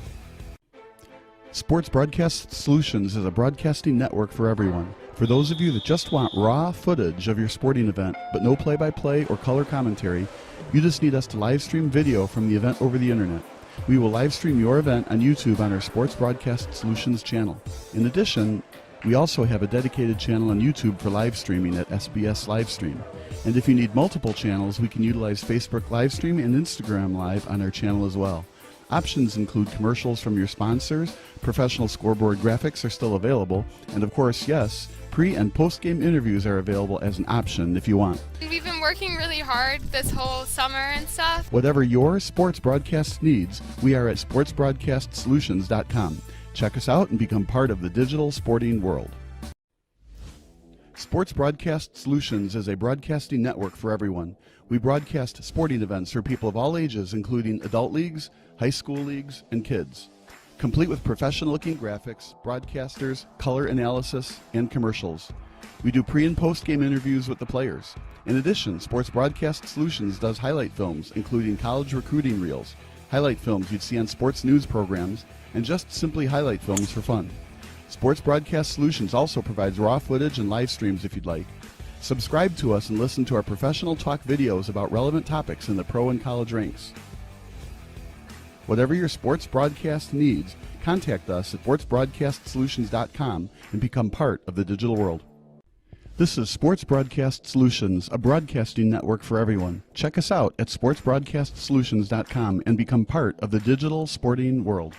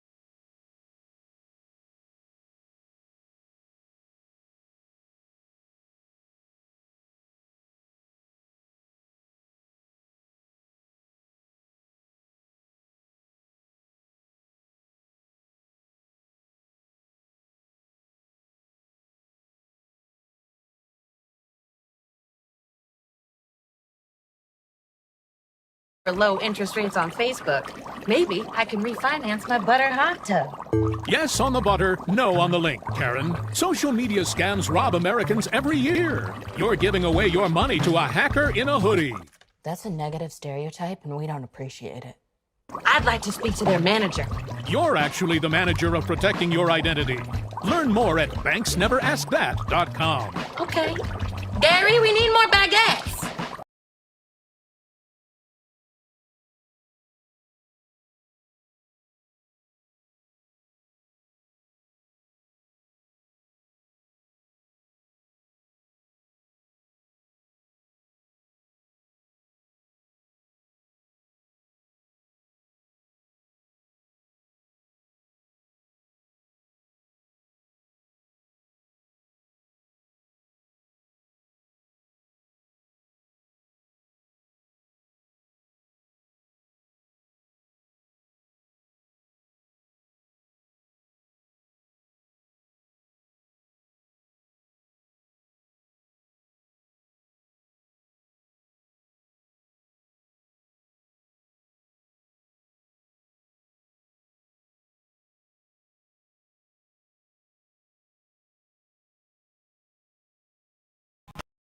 Postgame is presented by GregShoreZ.com. I'm Clea Butler. Alongside me is GBN running back Donato Gatsis. You went 20 for 97 today. What were you seeing out on the field? We had holes today. I think we have a lot to improve on this year. I think we're going to be a great team this year and a lot better than last year. But I feel like I could have done a lot better, break more tackles. But I feel like overall we did pretty well today. Rivalry game. You had a huge fan section here. What was that like for you? I got a bunch of friends. One of my friends, he's my biggest fan. He's like my biggest supporter and always has been. It's pretty fun. 17-0 win. You guys went 0-9 last season. What was that like today? Well, we're just a completely different team this year. We're all of our sophomores and juniors are. Postgame is presented by GregShoreZ.com. I'm Clea Butler. Alongside me is GBN running back Donato Gatsis. You went 20 for 97 today. What were you seeing out on the field? We had holes today. I think we have a lot to improve on this year. I think we're going to be a great team this year and a lot better than last year. But I feel like I could have done a lot better, break more tackles. But I feel like overall we did pretty well today. Rivalry game. You had a huge fan section here. What was that like for you? I got a bunch of friends. One of my friends, he's my biggest fan. He's like my biggest supporter and always has been. It's pretty fun. 17-0 win. You guys went 0-9 last season. What was that like today? Well, we're just a completely different team this year. We're all of our sophomores and juniors are a great team, and then our senior class is really good too. I think we're going to be really good, and yeah. How far do you think this team can go this season? I think we will go 6-3, and I think we'll be in the third round of playoffs. That's very specific. Are you solid on those numbers? It's an estimate. But pretty. Estimate, general. Yeah. Well, thank you so much. Best of luck the rest of the season. Thank you. And that's all for tonight. Again, thank you. This is presented by GregShoreZ.com. We're going to head off to break.